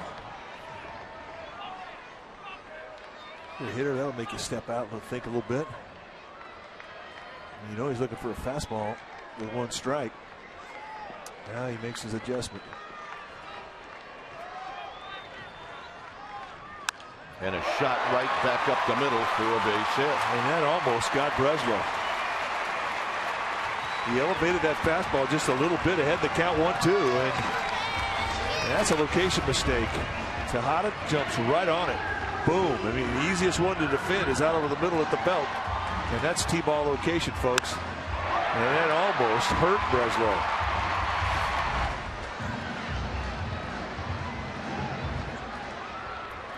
Here's Fontenot.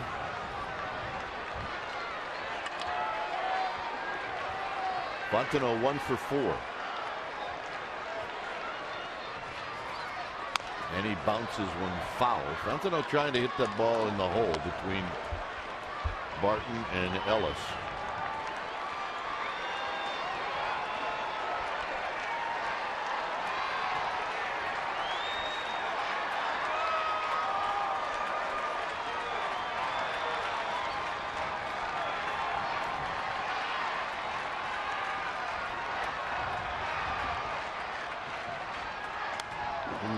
Pitch and he fouls it back. He had a good pitch indeed, a hanger right above the belt, and we know that's his strength.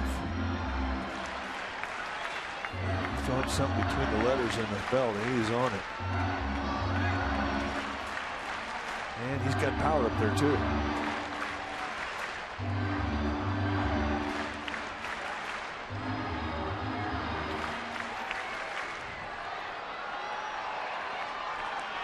0-2. Montanaro out in front, pops this one up. It's going to be Coco Crisp. 2 outs for Nate Scherholz. Well, Nate was a hero a couple innings ago. A pinch hit, 2-run homer that tied things in the 8th. It was his second pinch hit homer in his career. And look at the outside target. And Balfour totally misses it. He leaves it in, down and in, and a 3-2 count. We get a brand new ball game, and here we are.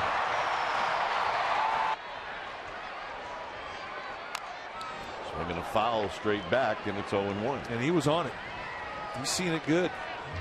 Good balance in that swing. A lot of back leg in that hack against the breaking ball.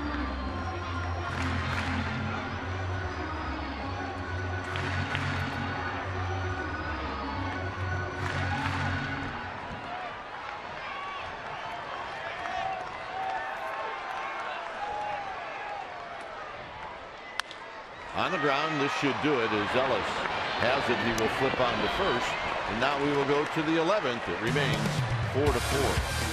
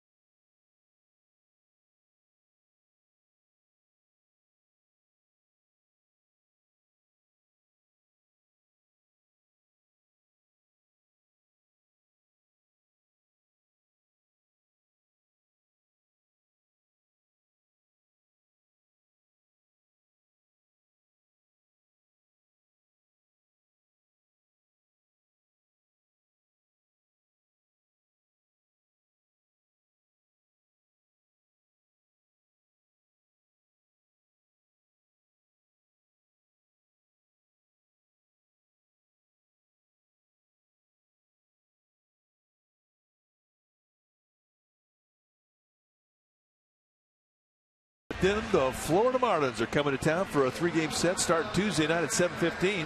There are only standing room tickets remaining for games on Wednesday and Thursday, but there are still good seats available for Tuesday night. So check it out. Matt Cain on the hill teeing it up for the Giants. And if you want to get out here, well, we suggest you call the Giants or go to sfgiants.com. Get out here. We're having fun. This is a good time.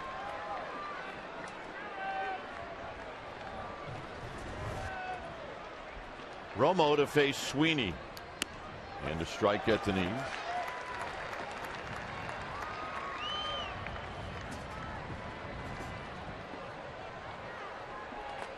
So Sweeney hitting in the 9th slot.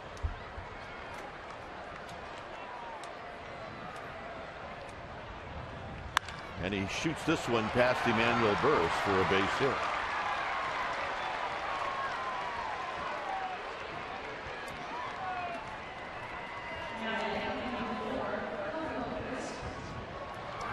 That'll bring up Coco Crisp.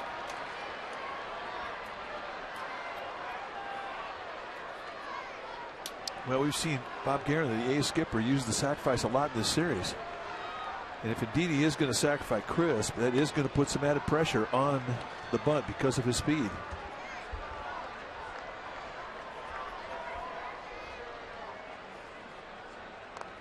And he bunts it foul.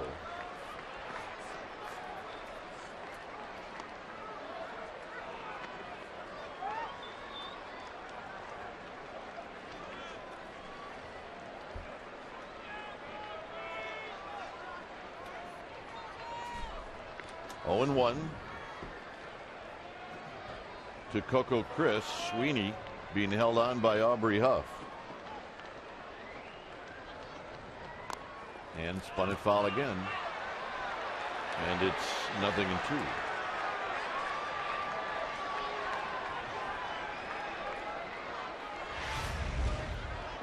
Ball almost comes up and hits him. Well, I guess it did hit him. Almost got him a couple times. That ball was not Coco Crisp's friend.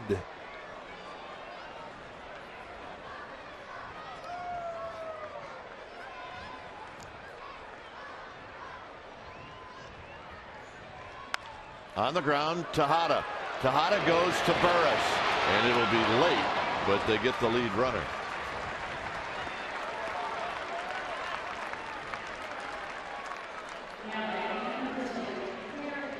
And here's Barton.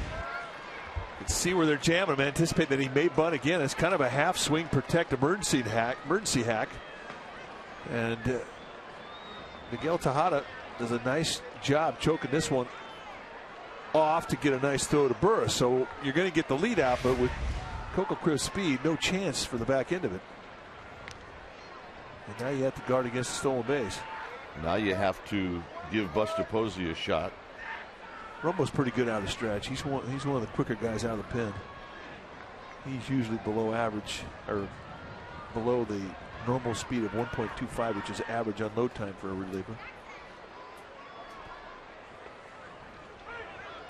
A bit outside, 1 ball and no strikes.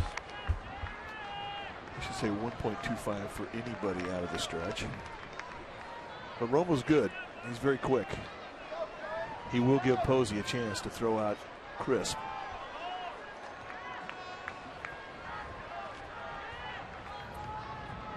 Crisp is showing signs that he does want to go.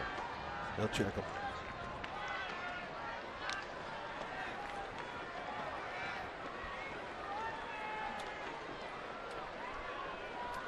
That throw over called by Bochy.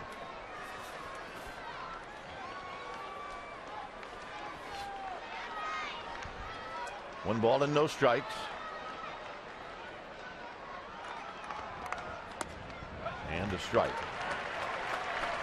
That high fastball out over the plate. It's 1-1.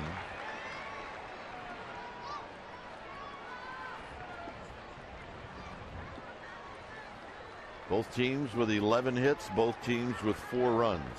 See the protection that Crisp wears on his left hand, but also a glove on his right hand. Swinging a drive down the right field line. This is a foul ball, and it's 1-2. Into the Cubby loft.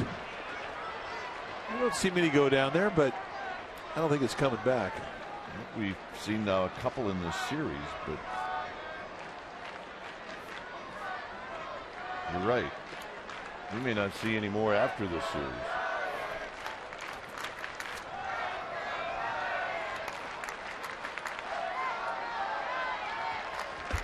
One ball and 2 strikes.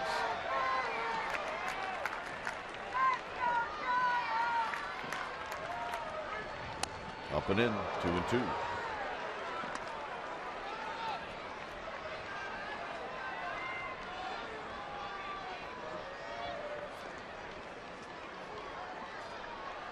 Barton's last 2 at bats have produced singles.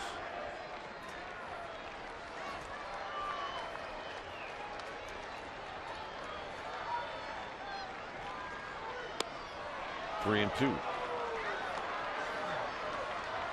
Now you would believe Chris would be going.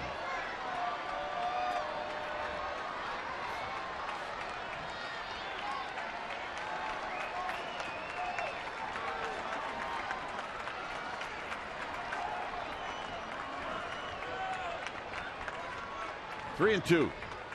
Runner goes. Swinging a bouncing ball, foul. And we'll reset and do it again. Romo throwing that ball in on the hands of Barton.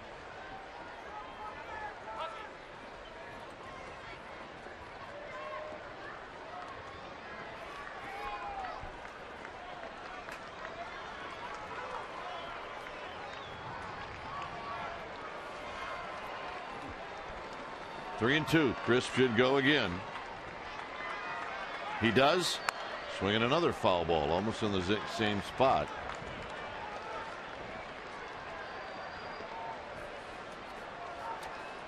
Chris will have to go back.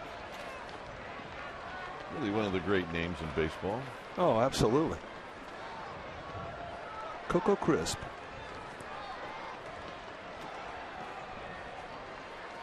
I mean, that's the kind of name that can make you a fan of a guy, even if you don't know him. It's true. Chili Davis. 3-2. Romo throws. Chris goes. It's popped up. Tejada and Posey, and it's going to be out of play.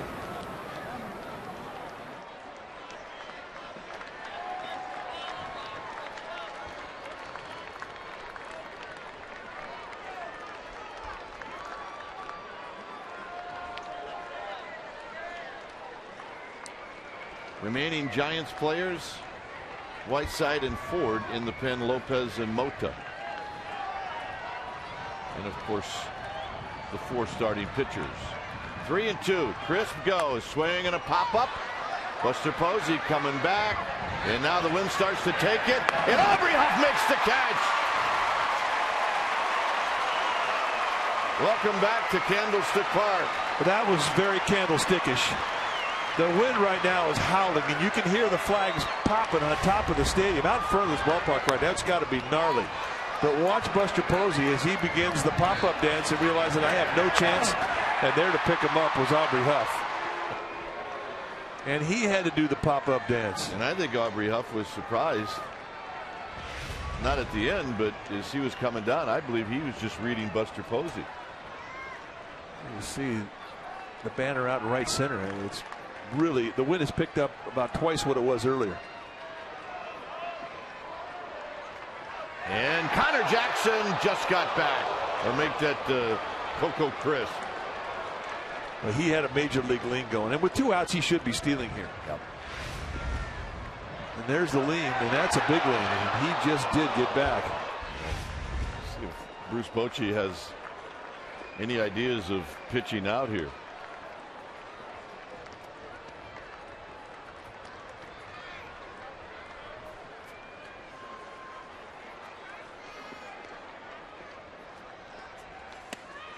And a breaking ball for a strike, and it's 0-1. I mean, that's 1.05 on load time for Romo, and that, as I mentioned, one of the fastest in the Giants bullpen. So for Posey, who we've seen consistently around 1.9 seconds, and the normal average throwing time from a catcher, the time he catches the ball, the time he gets it down to a middle infielder on the attempted steal, is 1.97. So you see how much Posey is underneath the norm, about almost a full second. Sherholtz just gave Andres Torres his sunglasses. Chris goes. So, pitches down low to throw to second. Not in time. 14th of the year for Chris. He picked a good pitch to steal, and he got a big floating frisbee up there. But that's what a real base stealer will do. I mean, when everybody thinks he's going to go, he can still pull it off, and he steals it easily. So now he puts himself in score position for Connor Jackson.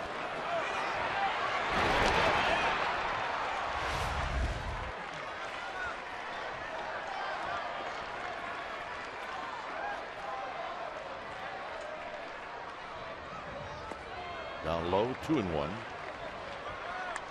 Not often that Romo gets asked to throw a couple innings. And, getting extended here a little bit. Should have enough in his arm, though. He's throwing 30 pitches, as you see Guillermo Mota start to get greased up.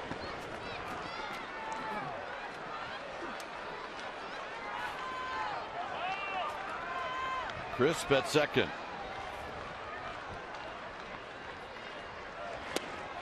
2-2. With Connor Jackson spending a lot of time with the Diamondbacks. He's got a couple of at-bats against Romo. He's got 1 hit, and the 1 hit was a home run.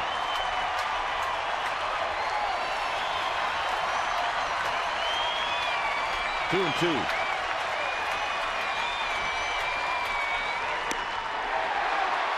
Got him! A late call by Dale Scott, and that'll end the inning. Top of the order coming up.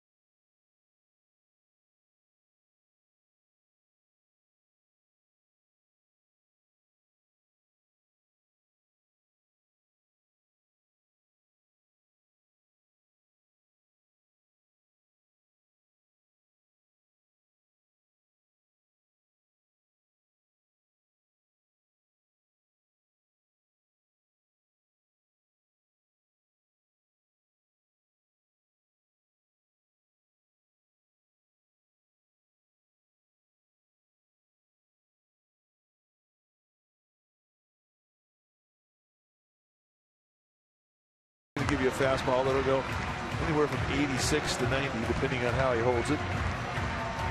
But he can give you a curveball, slider, changeup look. I mean, this is a closer who's got a number of things he can do with the ball. And I face the top of the lineup. Sweeney stays in the game. He's in right field. Andres Torres. Darren Ford has grabbed a bat, so he's in the on-deck circle.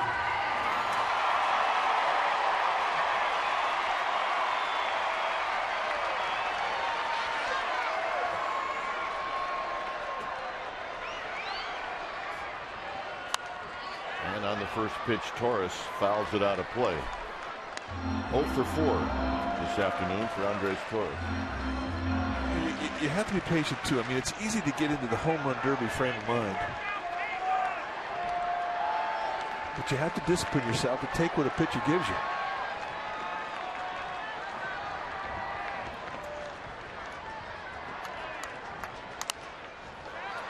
Torres saw that breaking ball early and fouls it back. It's 0-2.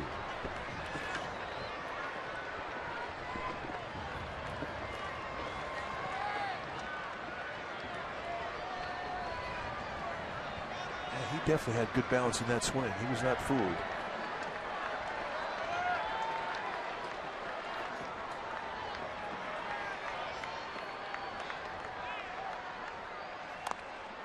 And that's a check swing that got Suzuki. They've come up, got one of the mask. Both catchers have taken a beating today. They have. Training staff is going to come out along with Bob Guerin. Just the neck on the right side.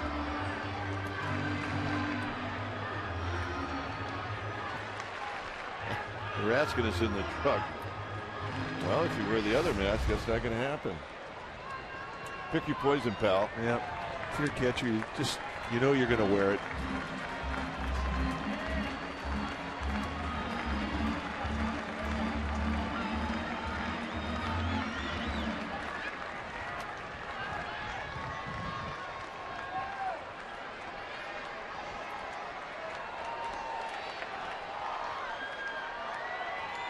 Two to Andres Torres, trying to get on here in the 11th inning.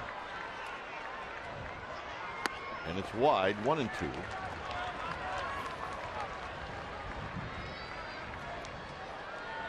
$42,288 here at the park today, and not many have left.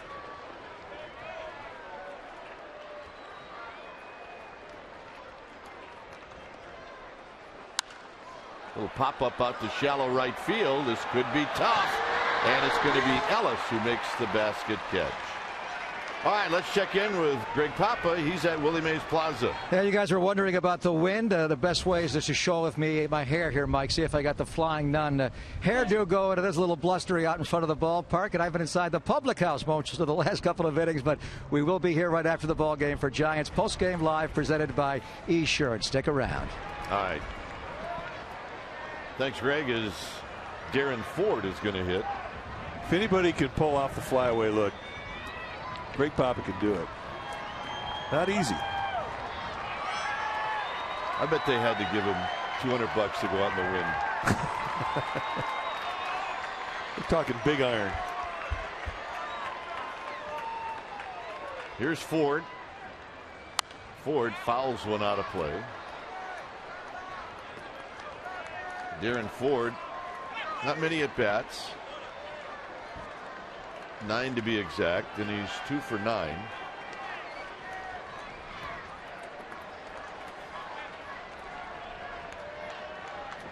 It's a pitch him away, play him away decent defense. We've seen it pretty steady, and it's a philosophy the A's have shown in this series, and they like that outside corner this late in the game. And Ford tries to bunt, and now he's behind 0-2. That is a weapon for him.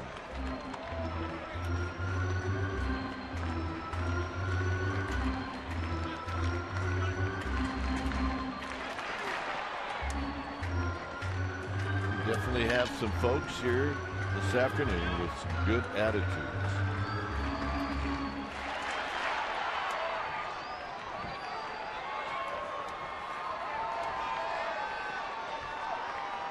Ford trying to reach for Buster Posey.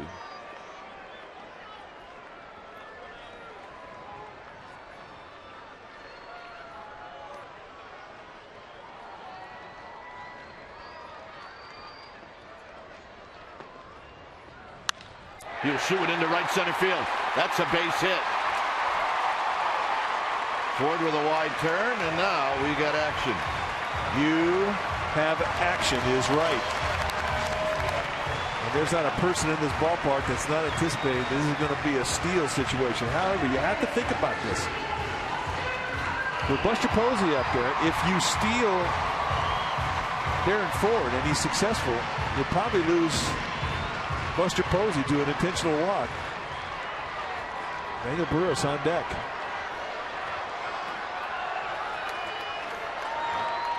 I think you've got to go.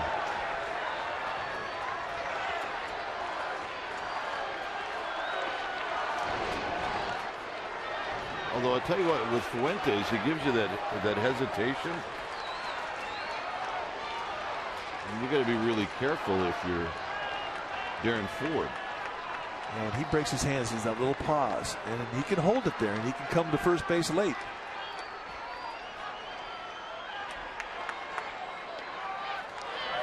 It's deceptive. It is. Twice now I thought he was coming home.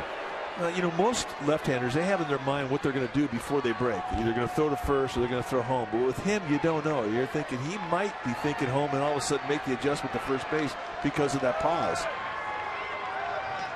Ford goes, and he will steal it easily. Well, you talk about putting pressure on a catcher. Suzuki tried to make the exchange as quick as he could to combat the speed of Ford, and he had none chance. And he read it right away. And the ball almost hits Fuentes in the head. You're right, he did read it. And now you have to watch Ford because he might have ideas about going to third. But first, they're going to intentionally walk Posey.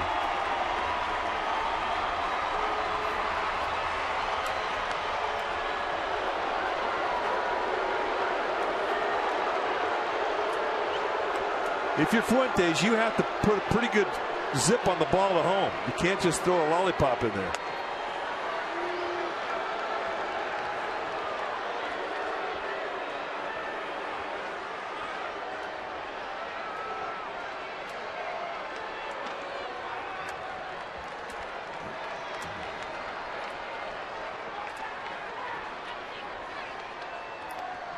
Emmanuel Burris will be the hitter.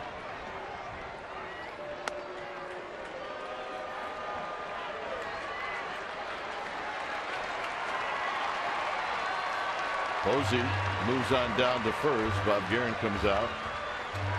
I'll think back to game one of this series when Emmanuel Burris faced Brian Fuentes. And in that game, it was the 10th inning. Had a leadoff base hit. And that was an at-bat where he got down in the at-bat 1 and 2, and he worked it full before he got his base hit. If I remember right, Mike, that was like a 9-pitch at-bat. It was a good one. So in those 9 pitches, he definitely got some education as to what he's likely to see from Fuentes.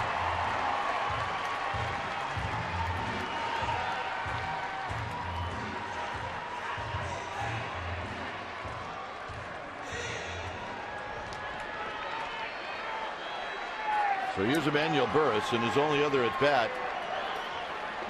did a fly ball to center field. That was batting left-handed. So here he is batting right-handed against Fuentes.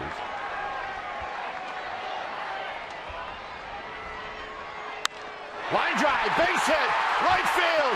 Here comes Ford. Here's the throw home. It is not in time. The Giants have done it again.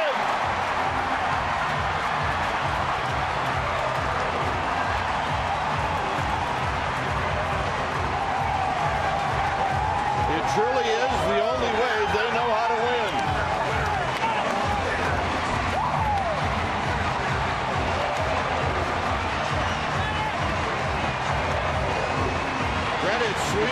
terrific throw, and they nearly nailed Ford at home plate. But Emmanuel Burris getting the first pitch, rifling a shot, and they had Sweeney a bit shallow. And here's that throw Kike's talking about. A seed on a fly, and Suzuki could not hang on. And even the great speed of Darren Ford challenged by the accuracy of the throw from Sweeney. And for the 7th time this year, the Giants have had a walk-off home run here at AT&T. And Kike, that is just what they do. Well, it's the bench, it's the two speedy guys in the Giants. Once again, a walk-off win. And they had to hesitate because it was very close, and then Suzuki could not hang on. And the Giants in 11. Darren Ford coming in hard. They beat the Oakland A's by a final of 5-4.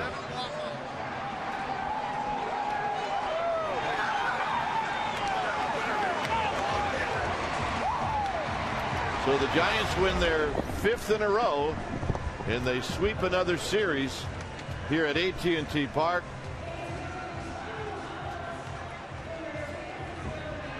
And let's check in with Amy G. Amy? All right, gentlemen, Emmanuel Burris, it's always fun to talk to you. You make this game so exciting, and you just had the walk-off hit. Is it the biggest hit of your career? It is. And I mean, the team I'm on, that's what we need. And in game situations like this, we play a lot of one-run games. And, just to be a part of that, just to help out any way I can. I've been saying that for years, and I love it. That's what I live for. Emmanuel, they don't call this the Battle of the Bay for nothing. Talk about how difficult it is to get a sweep in general, but your crosstown rivals, they would not go away today. Well, they're not supposed to. I mean, that's what the Bay's about. We there are a lot of hard-nosed people out here, and to come out and be victorious against these guys.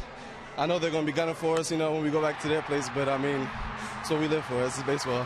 Tell us a little bit about your defense today. We saw you play left field for the first time in your major league career. Were you a little nervous out there? I wasn't. The coach has done a great job. I did a lot of work in the minors, just working on the outfield in a lot of different positions. So, I mean, that's what they're prepping me for, and glad I could come through. We're glad you came through, too. And lastly, we just want to ask you about the opportunities that you're given here. You've been back and forth between AAA and up to the big league level. And how are you changing your approach this time and making the absolute most of your opportunity? Have you changed anything? That's exactly what I'm doing, just trying to make sure I take advantage of it all. I mean, who knows how long I'm going to be playing this game, and who knows how long this team's going to be at the top, So I'm just, trying to take every pitch I can, every defensive position I can, just to make it happen. And you got to knock in your BFF, Darren Ford. I told him when I was on deck, you better score. If I get a hit, you better score. That's it. And he did. He came through. All right, the 2 bullets. All right, gentlemen, Dwayne and Mike, let's go up to you. Right, thanks, Amy. Thanks, Emmanuel Burris. And we should not forget, none of this would have happened if it weren't for Nate Sherholtz. Well, Nate Sherholtz coming up in the 8th inning with a score of 4-2 A's, and a spirited at bat where he gets a 3-2 count, works it to a full count, and gets the only location mistake in the at bat, and he knocks it out of the ballpark to tie this ball game up 4-4. So an incredible weekend of baseball here, just a nail biter all the way through from Friday night into today's ball game. But you look at what the 2 guys that were the big contributors there in the last inning. When with 1 out, Darren Ford gets a base hit opposite field, steals himself into scoring position. They walk Posey, and the 2 guys who are absolute as tight of friends as can be. You see one, you see the other. They wind up being the heroes in the 11th inning. An amazing game, and they keep the magic going. 7 comeback victories here, 7 walk-off victories in this ballpark this year. 2 speedy guys, and they end it, and the Giants win their 5th straight. Giants win this one by a final of 5-4. Stay tuned. Esurance Giants postgame live with interviews, and the wrap starts right now.